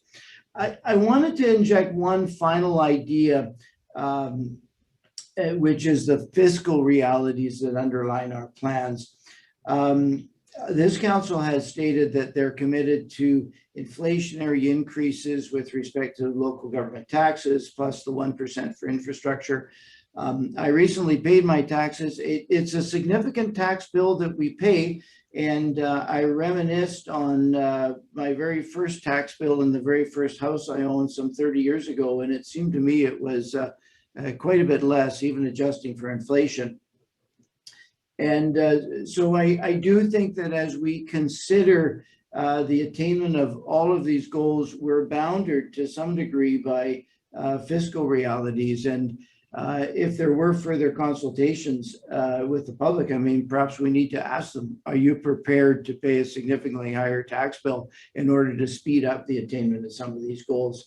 Perhaps they are, but that's a question which I'm not aware has been asked. As far as I know, we're assuming that we're operating within inflationary tax increases. And if we are operating within inflationary tax increases, we're going to hit some hard limits in terms of what we're going to be able to achieve within certain timeframes. But thank you all so much for your discussion. And those are my comments. Thank you, Councillor Hanson. Councillor Murray. Thanks, Mayor Little. So I just, in the supporting actions, you know, down on line 14, we talk about protecting industrial land, support local workers. I'm not sure what that means, if that's housing or transportation or what. I mean, I really don't think we spend enough and do a deep dive on the kind of challenges that business is facing.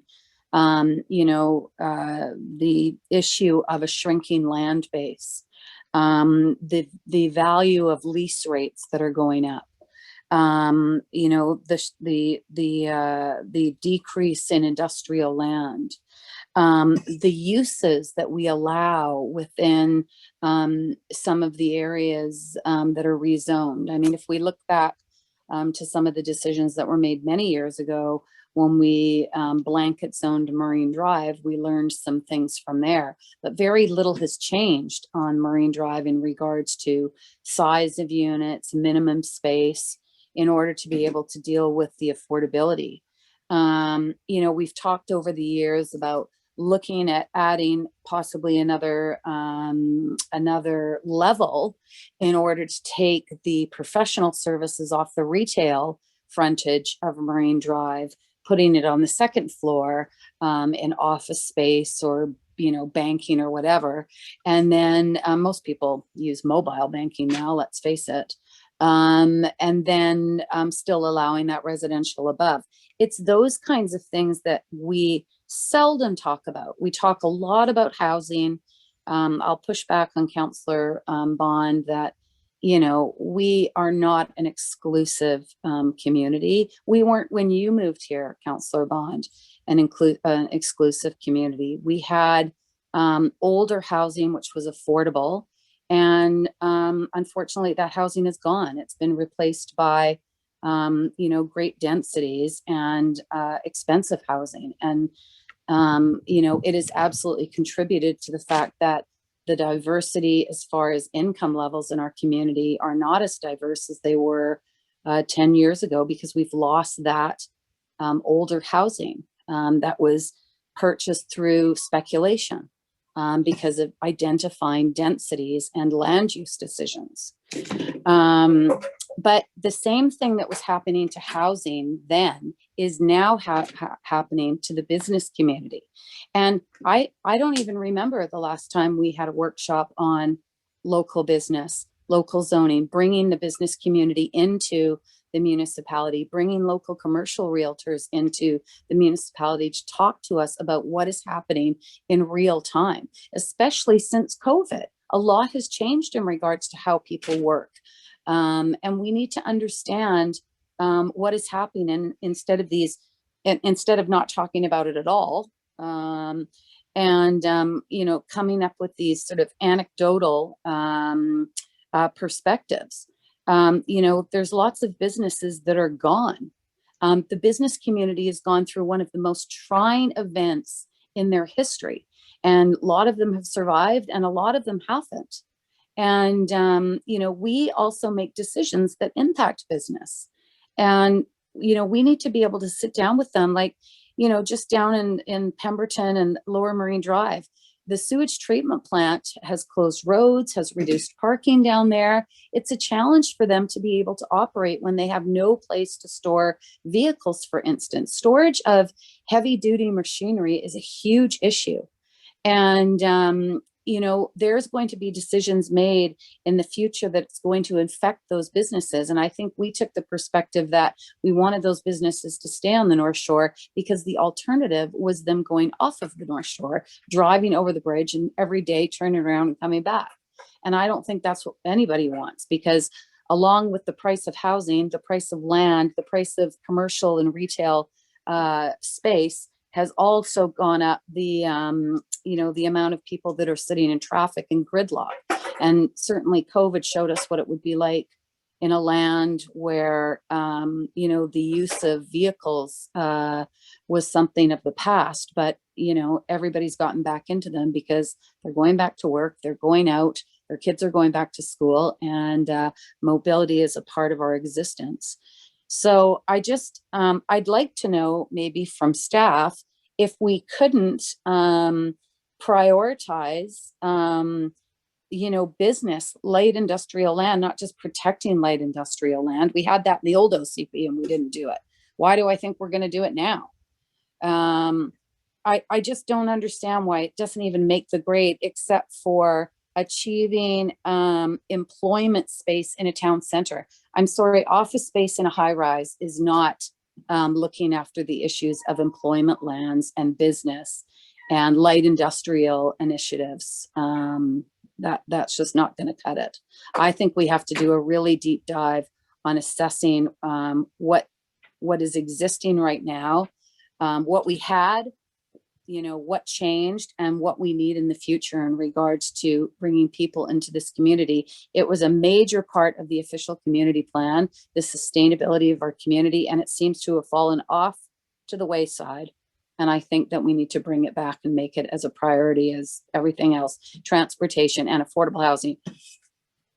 Number 5, increase of housing diversity to support a range of incomes. We've been doing that for 10 years, and it's not supporting a diversity of incomes. It's only people that have big down payments that can afford a lot of the housing that's being built, the new housing. Thank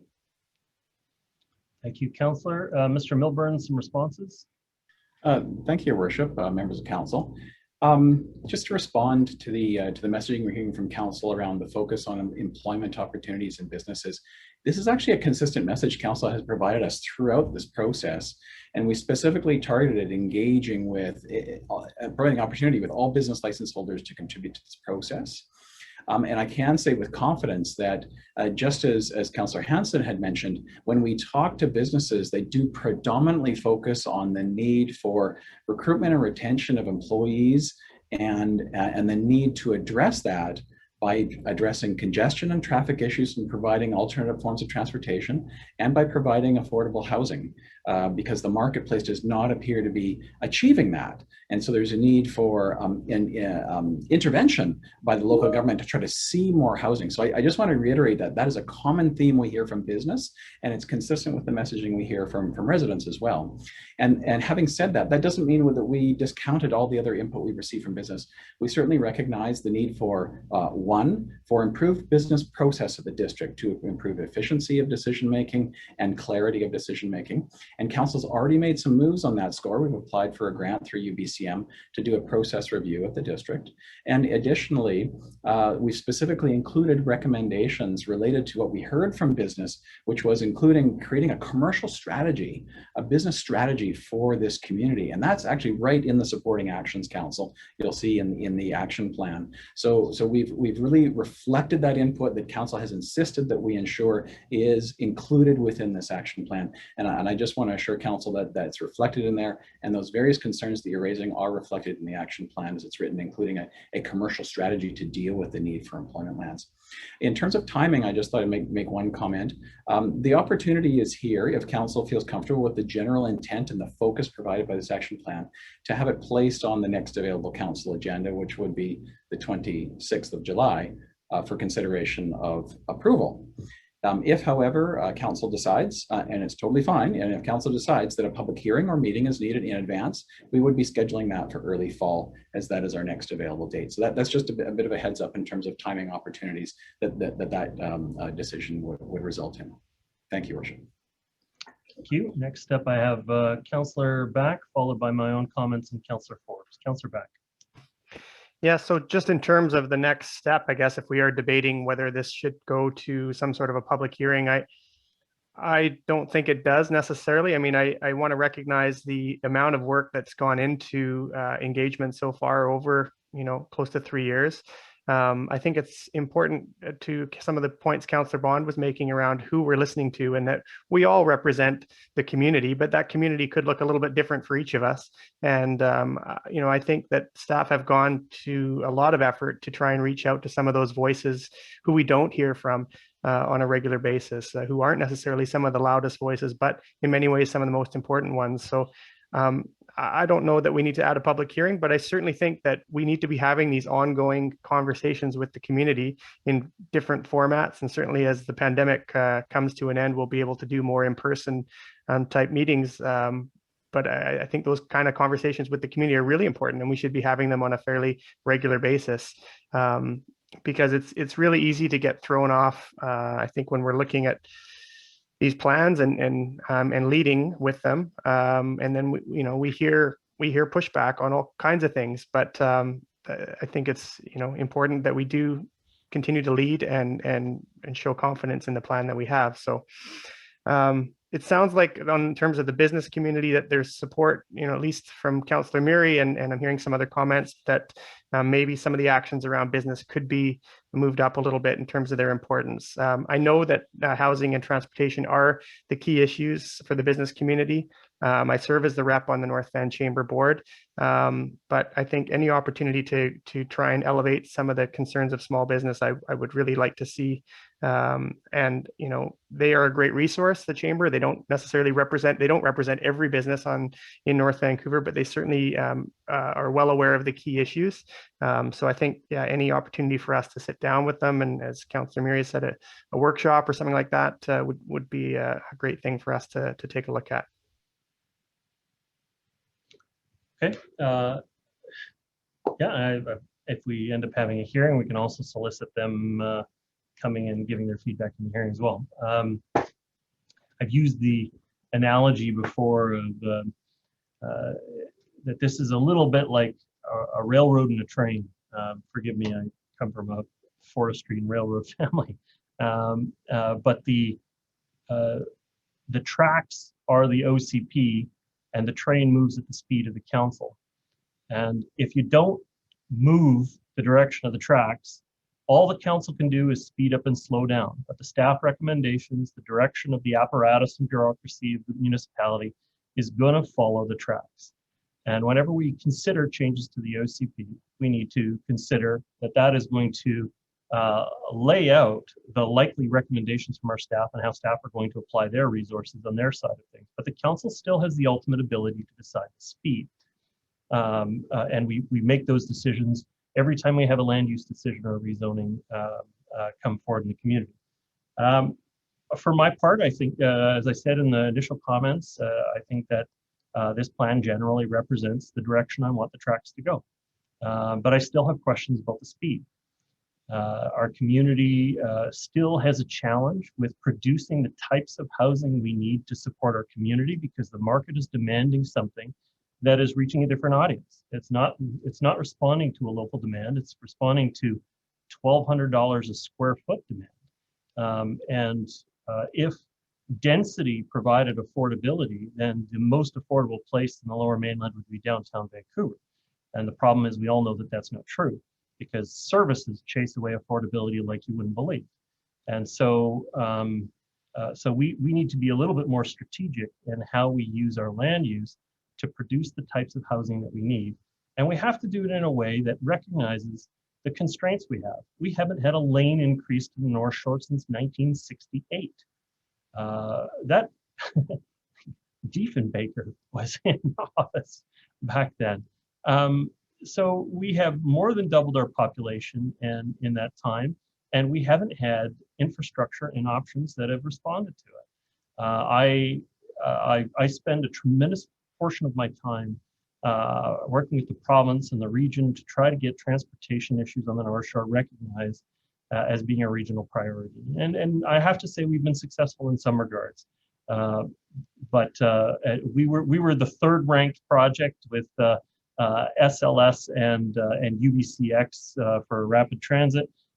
They've all now taken some big steps forward, and so I expect that we're going to have an opportunity to make our case coming up shortly. But if you don't have that rapid transit piece, you gotta slow down the bus or train. I don't want to mix metaphors too much more than I already have.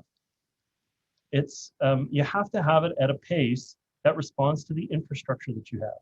And you have to be strategic in what you're producing to make sure it's meeting your needs, not creating more demand on your infrastructure. And so I've been supportive of the projects that we've had come forward in the community over the last while. You've seen the levers to power change since the time that we took office.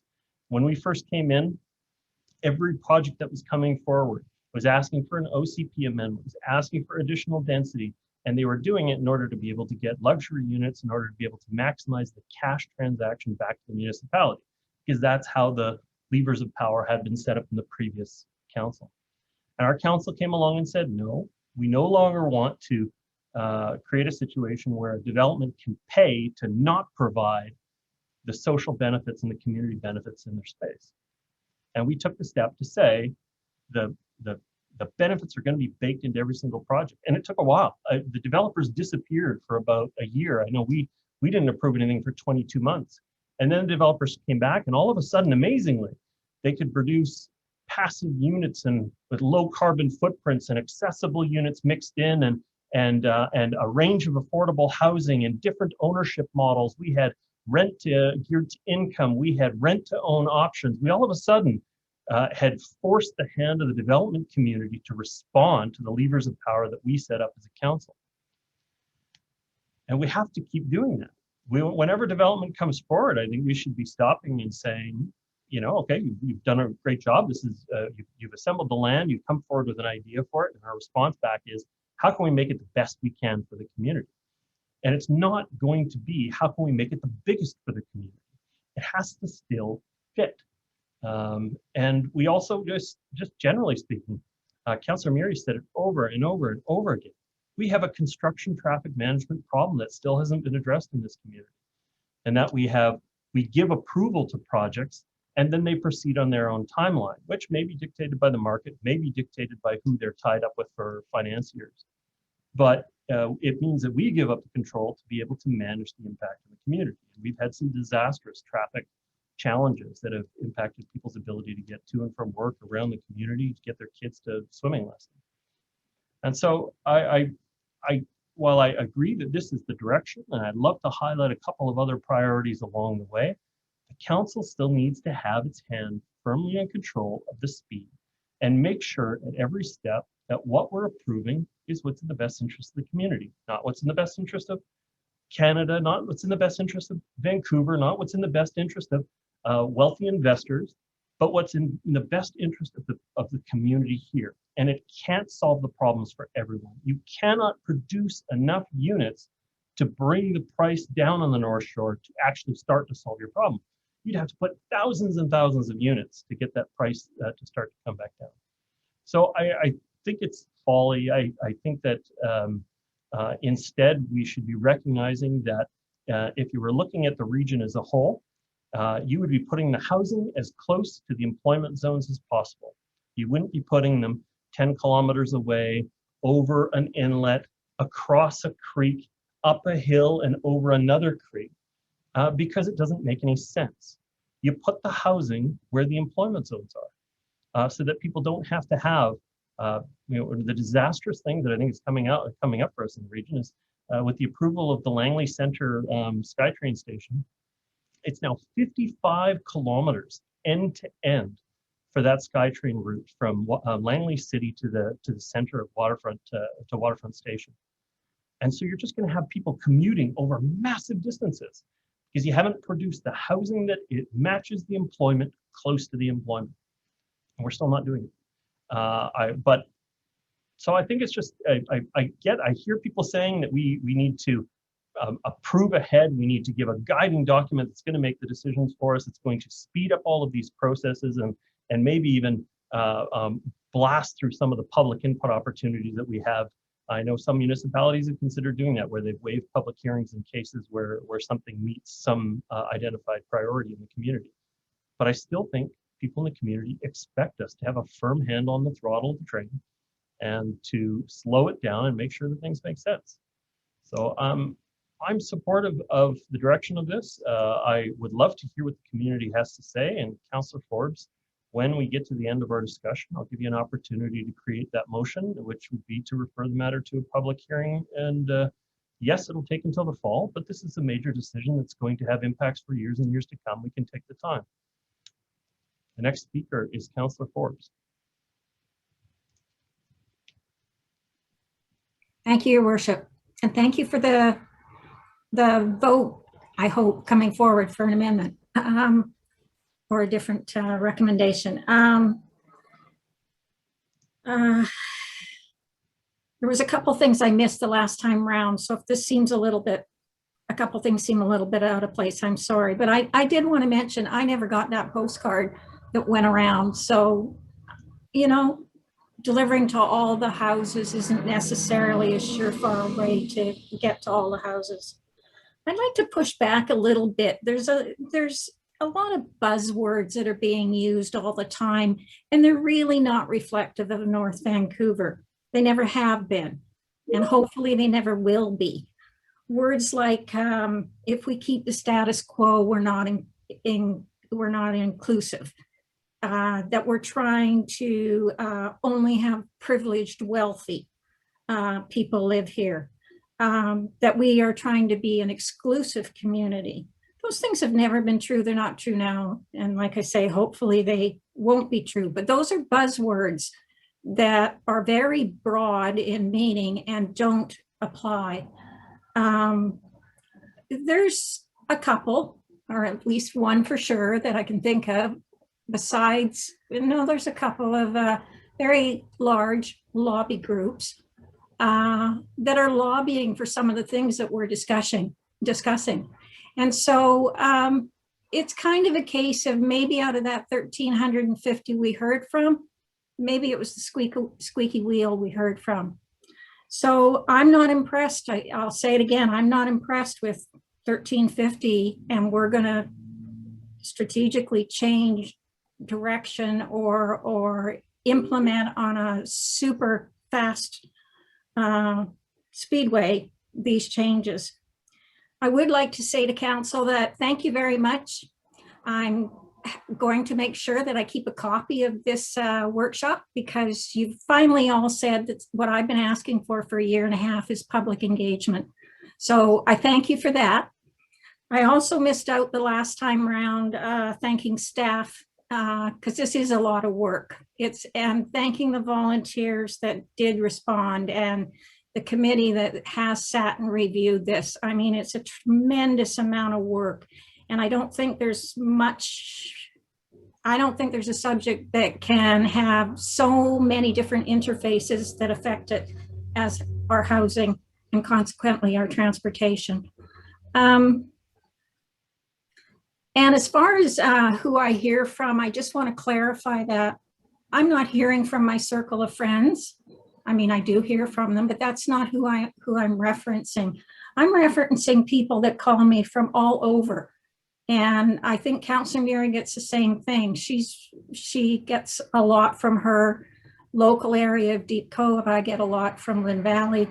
And I also get from Capilano, because Lynn Valley is kind of the farthest west representation that we have on this council. So I do hear from Edgemont, and I do hear from Capilano Road and Lions Gate Town Center people. People are being affected by that.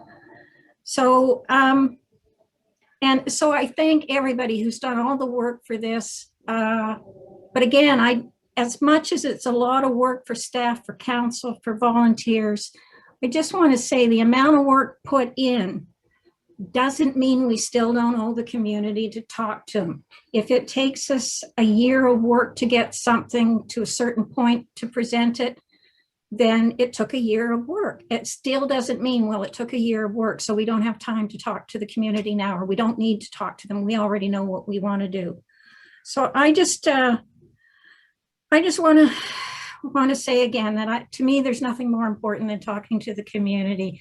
And, you know, I found out in the last 3 years, some things that, you know, people feel very, very strongly about, but they don't feel comfortable for whatever reason. They don't feel comfortable to come before council and speak up, and they don't like to be seen as complaining, or they're just not public speakers, or they don't know what the rules are, so they're scared to come forward. Or they're not computer illiterate, so they're not on the computer, so they didn't reply on the computer to anything. So there's all kinds of reasons why there's a wider audience out there. There's a wider, I think a much wider opinion base that we sometimes don't hear from. So that's all I have to say. Thank you, and I'll look forward to making that motion. Thank you, Councillor Forbes. Councillor Curran. Thank you, and apologies to everyone that I was late to the meeting. I'm assuming we're talking about our reflections of I will be watching this back, but I'm trying to catch up to speed. So is that accurate, Mayor Little? Yes. We're just kind of reflecting on, well, I wanted to thank staff and everyone in the community who provided input into this. I think that taking a step backwards in a time of intersecting crises is a smart thing to do. And I am pleased to see this evolution. And I don't think it's as far as it needs to go yet, but I think there's some really important steps that staff and the community have been clear, or I'd say the community. I think from what I'm hearing, I work with a lot of young folks.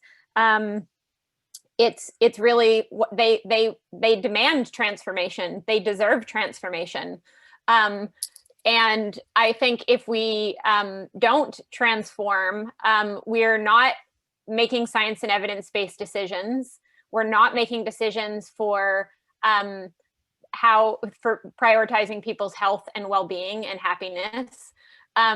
we have to recognize where we are in this very moment in time. And I reflected back on the meeting that we had, and I think Councillor Forbes and Councillor Murray unfortunately weren't there when we talked about every council member that was there. What do you want to see in 2030? Like, what will have made you feel like what you did today contributed to where you want to go? And I feel like staff took those big ideas. That's when, Mayor Little, I may have twisted your words a little bit when I was like, okay, the end of the auto age. You did say that. I may have pushed up your timeline by a decade or so, but these big, bold moves are absolutely necessary, and they're going to be hard. Change is hard for people, but if we don't do them, we can't say, what did we do when we knew? And we can't solve all the problems, to your point, Mayor Little, but there's a lot we can do. And I'm excited about what we can do. And I'm excited about bringing people along. To Councillor Forbes' point, of course, we want to make these changes with the community and get people excited about really putting a lot of their anxiety that they have about their children, their grandchildren, themselves being seniors. And we've just had over 500 people presumably die from a heat wave. And a lot of seniors that are marginalized and alone. And we want, Councillor Back, you talked about the future for your kids and your parents. So that idea of being able to take care of people who are aging, being able to, have kids grow up in a new world. This is a different world than it was even when we started this OCP. I mean, it truly is scientifically, I think there's an awakening around social issues that I think this social equity lens has a great opportunity for us to really look differently at who's involved in the process. What are the outcomes we're trying to achieve? The housing diversity is something that came up that, we have built communities that are not compatible with human health and not compatible with equity or sustainability. And we have to reconcile that. And we have to do it quickly. I'm just reading from the IPCC and the IPBES, which are the world's leading scientists. Transformative change with rapid and far-reaching actions of a type never before attempted. That is the scale that we need to move on. And I know that that's scary territory, but I think as leaders, if we can communicate where we're going, the community's on board. There's so many people that recognize, like, yeah, I'm worried about this. I'm worried about my kids. I think that the other side is so much better, but to get to that 2030, we have to make big, bold moves. So I don't think that it's a binary. I don't think that it's make big, bold moves and leave people out of the process. I think it's new ways to engage with the community and the community, ensuring that no one's left behind, that we hear from people who are historically and for a lot of reasons oppressed, and they're not involved in the decisions. So when I reflected back on that meeting, there was a lot of area. Councillor Hanson, you're so passionate about green space and protecting nature and taking action on climate change and affordable housing. I feel like there's a lot of areas that we do have a broad consensus in our community. And I don't think that we had the right foundational policies to leap forward prior to now, but I feel like we do. We've got staff in new roles. We've got a climate, biodiversity, natural systems department that's working interdepartmentally and with other jurisdictions and working with Tsleil-Waututh and Squamish, I hope, in new ways. And working with, so having the social equity lens and having the climate lens is a new way to look at policy. So I think that the priority is always going to be on implementing, because there's lots of politicians and policymakers that are like, we have the best plan. And the best plan doesn't mean anything unless we implement it. So I guess my question for council would be, what does it take for us to collectively, with our community, take that leap of faith? Because we don't have all the answers. But the idea that we can't do anything because we can't do everything isn't true. There's a lot we can do. And I'm really excited about the possibilities of doing this with a new lens. new perspective and new voices engaged. And I think it's the best possible thing we can do to leave this community better than it is today. And we have a responsibility to do that. So I hope that we move forward boldly, confidently, compassionately, and bring folks along, because this is we're building the future, and that's exciting. And I hope that we can find ways to do that together among council and certainly with the community. So I'll leave it at that. Thank you very much for your comments. Next speaker, Councillor Forbes, your hand is up. Sorry, just two quick points. One was we got a housing continuum type report back in May. And if I understood the numbers on that properly, we need about 15 to 1,600 more units built in the next 9 years. 9 years. So we have 9 years to do that last little bit to make our 2030 target. And the other thing I'd like to mention was I do think that this requires a public hearing, because we are adding a couple of new lenses, so to speak, the social equity and the I've gone blank. Someone help me. Mayor? Climate. Yeah, no, climate, but there was another one that's in this report. In any case, we are adding a couple new sort of things that we're talking about that haven't been in the previous OCP. So if not for the other reasons I've said, then I really would like to have a public hearing or information, but I think it requires a public hearing because of those new additions. Thank you. So I can clarify that. So it's a public meeting, and it's not required, but that would be what you would be asking for, is that we would have a public meeting on the matter. The OCP, we amend it from time to time, and the only thing that's special about the voting requirements is that it's a 2/3 majority of all members of the council when you vote to amend the OCP. And so it's not the same as a bylaw, which specifically dictates a formal hearing process, a first public hearing, second, third, and adoption. With an OCP, you can do an amendment with just a public meeting. So unless there's a bylaw embedded with it, and in this case, there's not. So, So I was just going to say, so the addition of 2 other topics that have not been brought up or discussed wouldn't be considered a change? We're considering right now is an action plan, and the action plan only requires a simple vote of council. And so, but having a public meeting, I've already said my comments on it. I think that's sensible. Okay, Councillor Murray, and then I'd love to go to the public if I can. I just wanted to clarify the 9 years. So is that suggesting there's no review again in 5 years, which was the basis of the original OCP, the recommendations in the OCP? So can staff explain this 9-year concept? Mr. Milburn? And how the OCP is reviewed before 2030?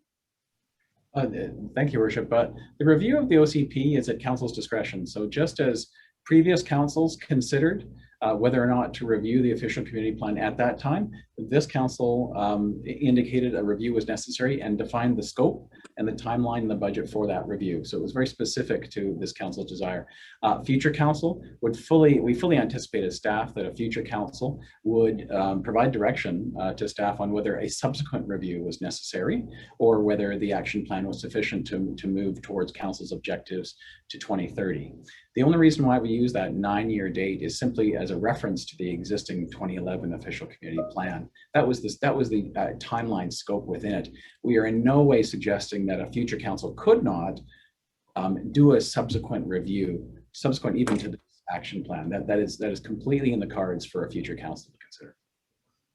Okay, thank you. Metro will be bringing forward, the Metro 2050 will also be coming in the fall to council earlier than later, which is, I think, to our benefit.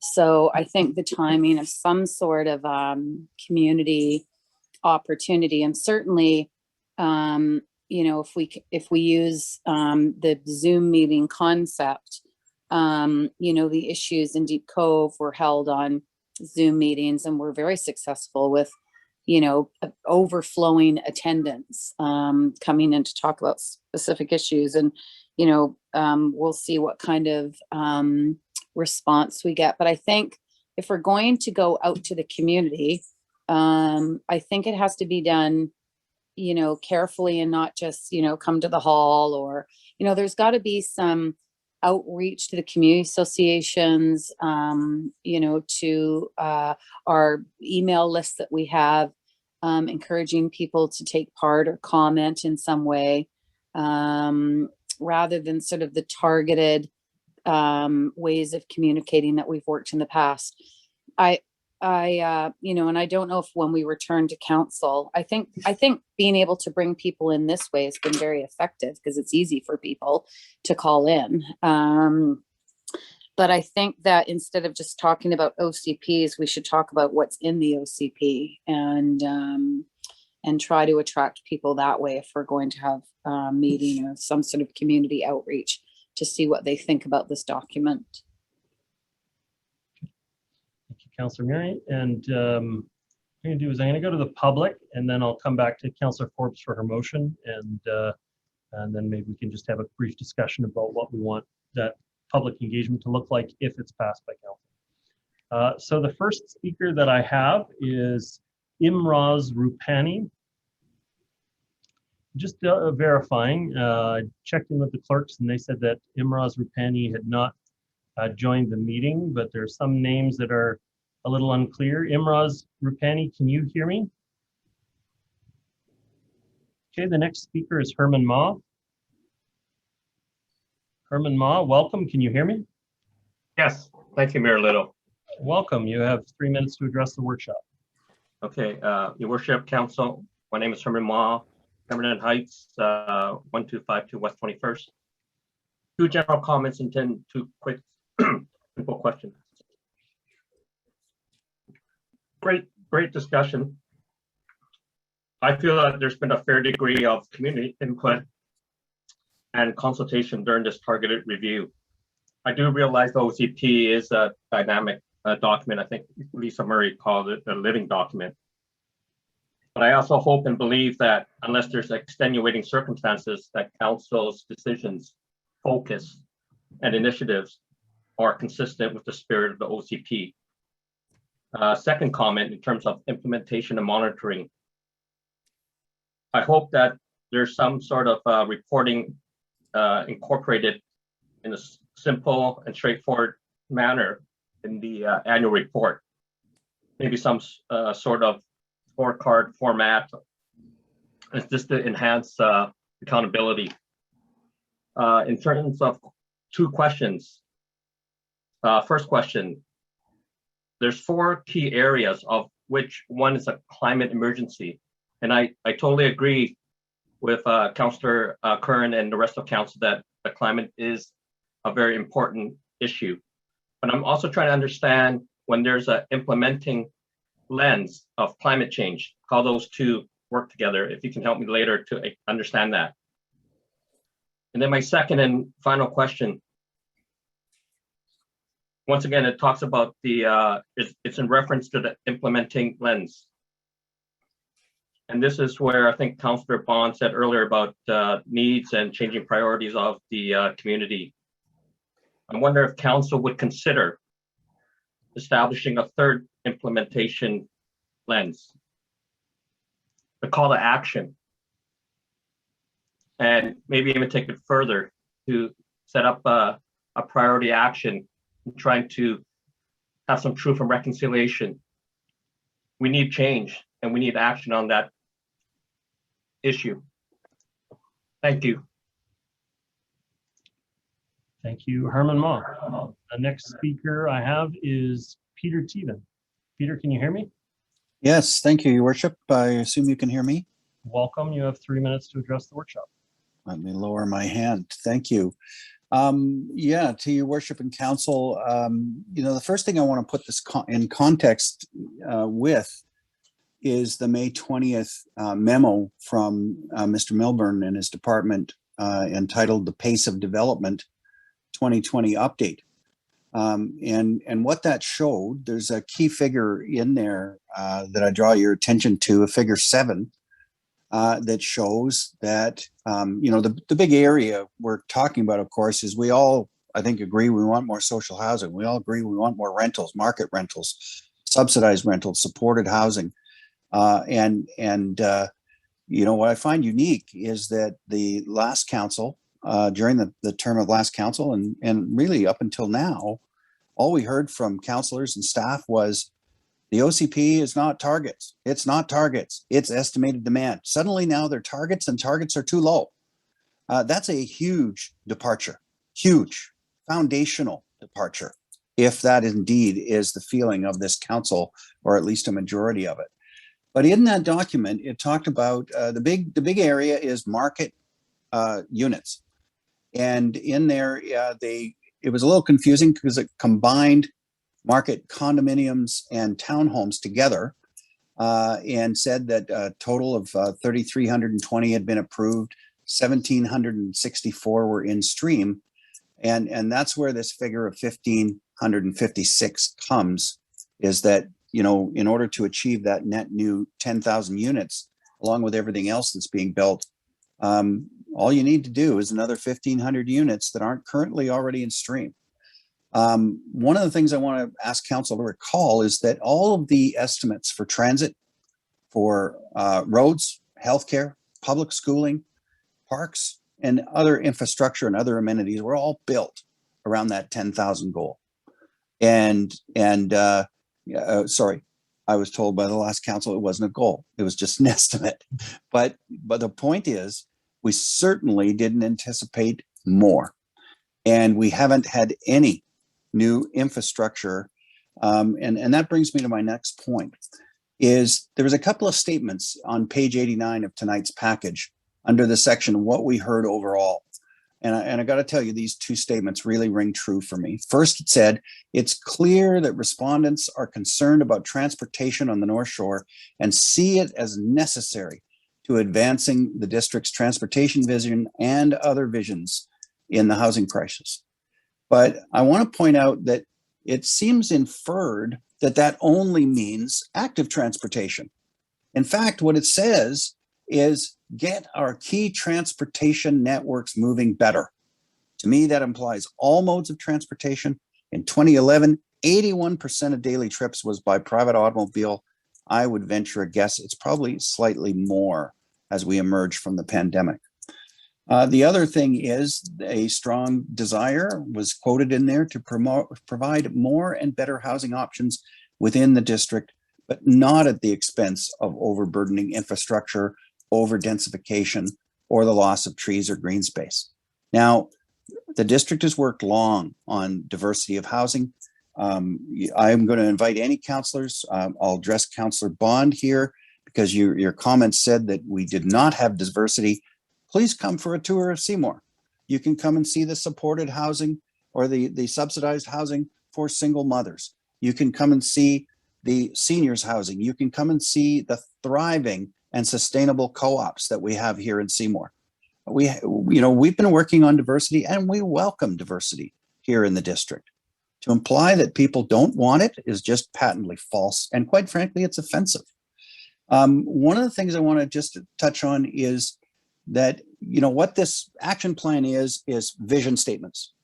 We want to go in this direction and this is how quickly we want to go, but not very much in the way of tangible things.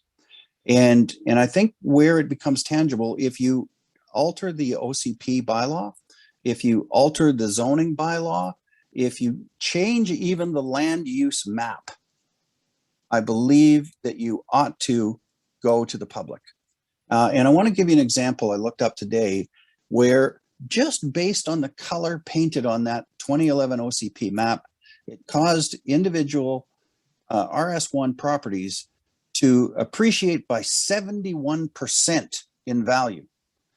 And then once it was rezoned, it went up to 91% in value. And once the building was done, it was pretty much 96 or 100% just for the land component. And that is not a path to affordability. And I have to agree with Councillor Forbes. If you want to suppress the market prices, then you should consider lowering the FSR expectations. If we truly only have 1,500 units to go, what do we need with more density? And the big thing for me is I'm a little worried that these plans are already being acted on.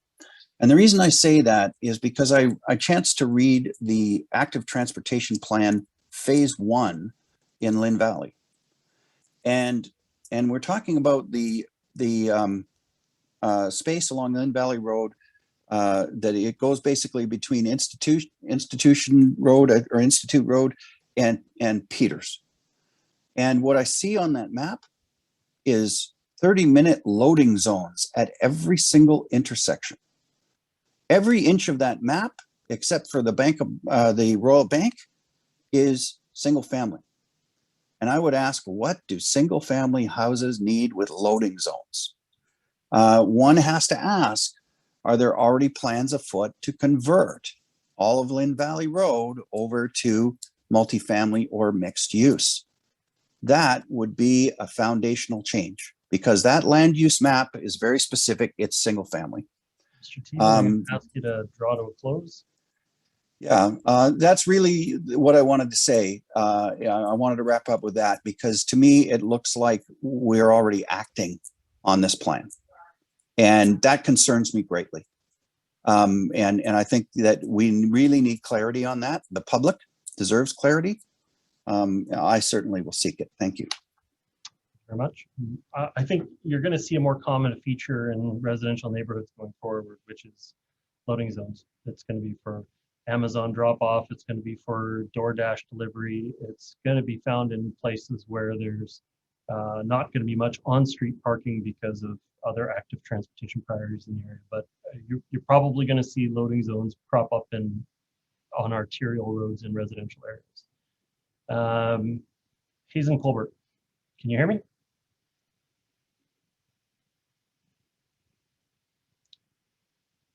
Mr. Colbert, your hand's up, but you're muted.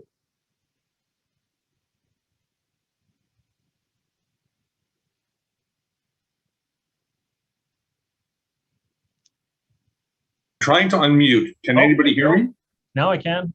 Yep. Welcome, Hazen. You have 3 minutes to address the workshop. This isn't working. I tried to unmute and no one can hear me. So I can hear you now, Hazen. It is what it is. I've done what I can. Thank you very much, Council. Hazen, can you hear me? Oh, no. All right. Well. Okay. So at this point, I'll come back to Councillor Forbes. Councillor Forbes, I believe you were forming a motion to test. Thank you, Your Worship. Again, I try. Can anybody hear me? Yes. Hazen, I can hear you. There must be a technical problem. We can hear you clearly, Hazen. He can't hear us, I guess. Yes, Hazen, I can hear you. All right. Well, we'll have to pick him up next time. Okay. Councillor Forbes, over to you. Yes, I'd like to make a motion that council refers the targeted OCP review action plan 2021 to 2030 to a public information meeting for discussion. Yeah, I think just public meeting would suffice, and then we can make it look and feel like a public hearing with the opportunities for the public to speak and make presentations. Okay. I'm happy to second that, Councillor Forbes. Thank you. Okay. Any other comments on that specific motion? Okay. I'll call the question on the motion. All those in favor? Contrary minded? Okay, it's defeated with councillors Back, Curran, Hanson. Council, and can Bond. anybody hear me? Hazen, I can hear you. Yes. I'm sorry, council. I'm trying to.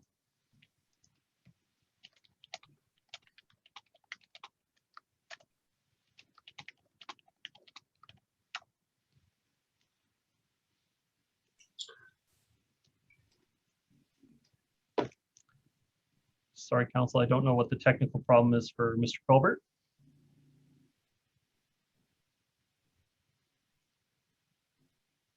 All right.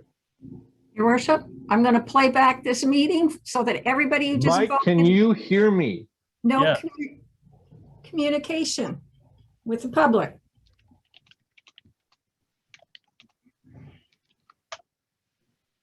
Your worship, I'd like to move the staff recommendation. I'll second the staff recommendation. I am trying to speak. Mr. Colbert, can you hear us? Mr. Clerk, can you advise, are you able to talk to Mr. Colbert in any way? The clerk, Not through Zoom, your worship. Would the have to. clerk continues to try to mute me as I speak, and it's wonderful that I have the ability to override it.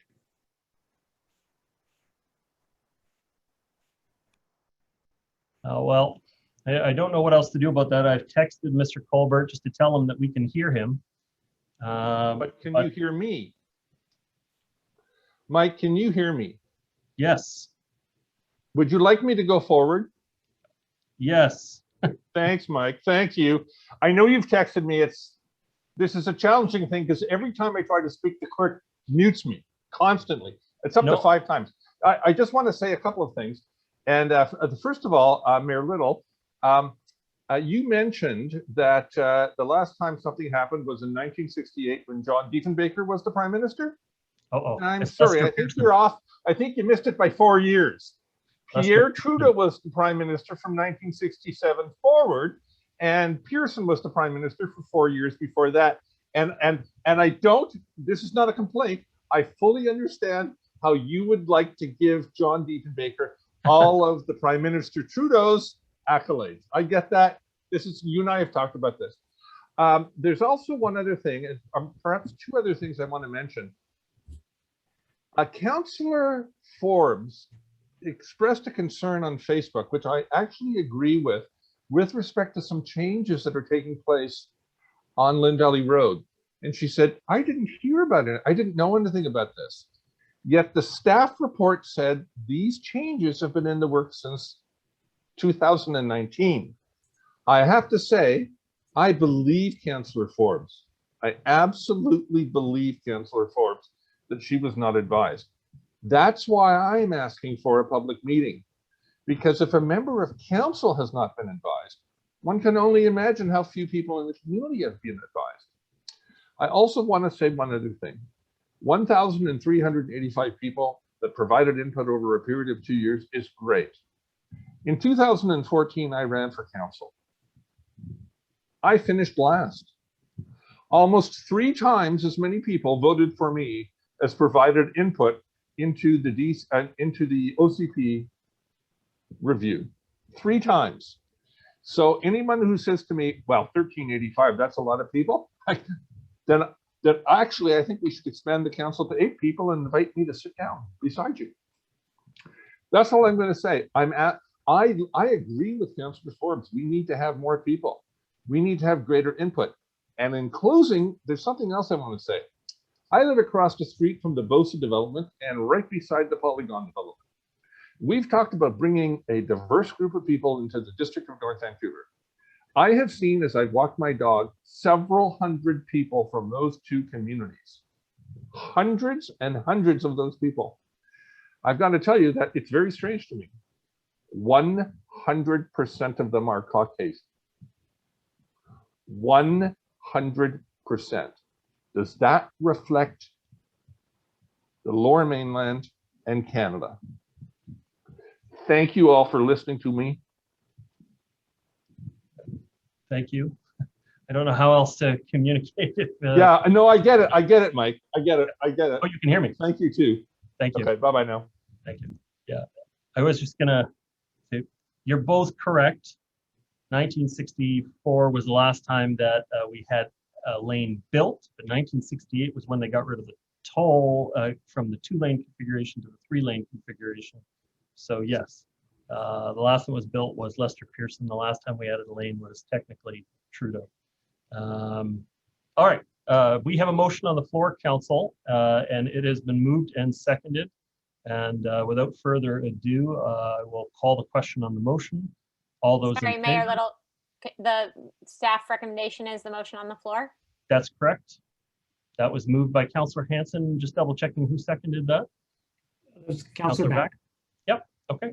And that is the staff recommendation on the floor. All those in favor? Contrary minded? With Mayor Little, Councillor Murray, and Councillor Forbes opposed. Does that match your record of the matter, Mr. Clark? That's correct, Your Worship. Okay, thank you very much. Okay, Council, thank you so much for your time this evening with the workshop. I know that I agree with a lot of what was said tonight about how it's important for us to have these discussions with the community and talk at this level about these kinds of ideas. This is what the public expects us to be doing, is to standing up at about 30,000 feet and having a view for what our community is going to look like in the future, and not necessarily the more myopic head down discussion of what's in front of you on a particular evening. So I think that it's been a fruitful discussion. I want to thank everybody for participating. I want to thank staff for all of their preparation for the meeting, and also for the members of the public who stayed with us. Have a fantastic evening, and we do have a public hearing coming up tomorrow night for those interested. I believe it's for Glen Eyre and Canfield, and so we'll be looking forward to that public hearing tomorrow night. Mayor Little? Yes? Oh, well, I was just gonna, if it was, or I can connect with Herman Ma asked a question about the lens. Should I park that? Or, because he was Sure, wondering. I can get his contact information for you and go have a coffee. Okay, Mr. Milburn, your hand is still up. Did you have a? Your Worship, just wanted to make the point that we heard strongly from Council information about the most recent consultation. Just so Council knows, in advance of when this matter returns to Council in a regular meeting, we'll make sure to provide the links to all the consultation efforts that have occurred to date, so the Council is aware of that, not just the most recent consultation, which was reported tonight. Thank you so much. There's 2 other hands up, but I'm ready to end the meeting unless you are insisting. I was going to speak to both of the motions, but I think we're done for that for now. So I'll make some points when it comes back at a public meeting or public regular meeting of council. You won anyway, so there you go. Okay, have a good night all. Thank you so much for participating. Good night, everyone. Hey, everybody.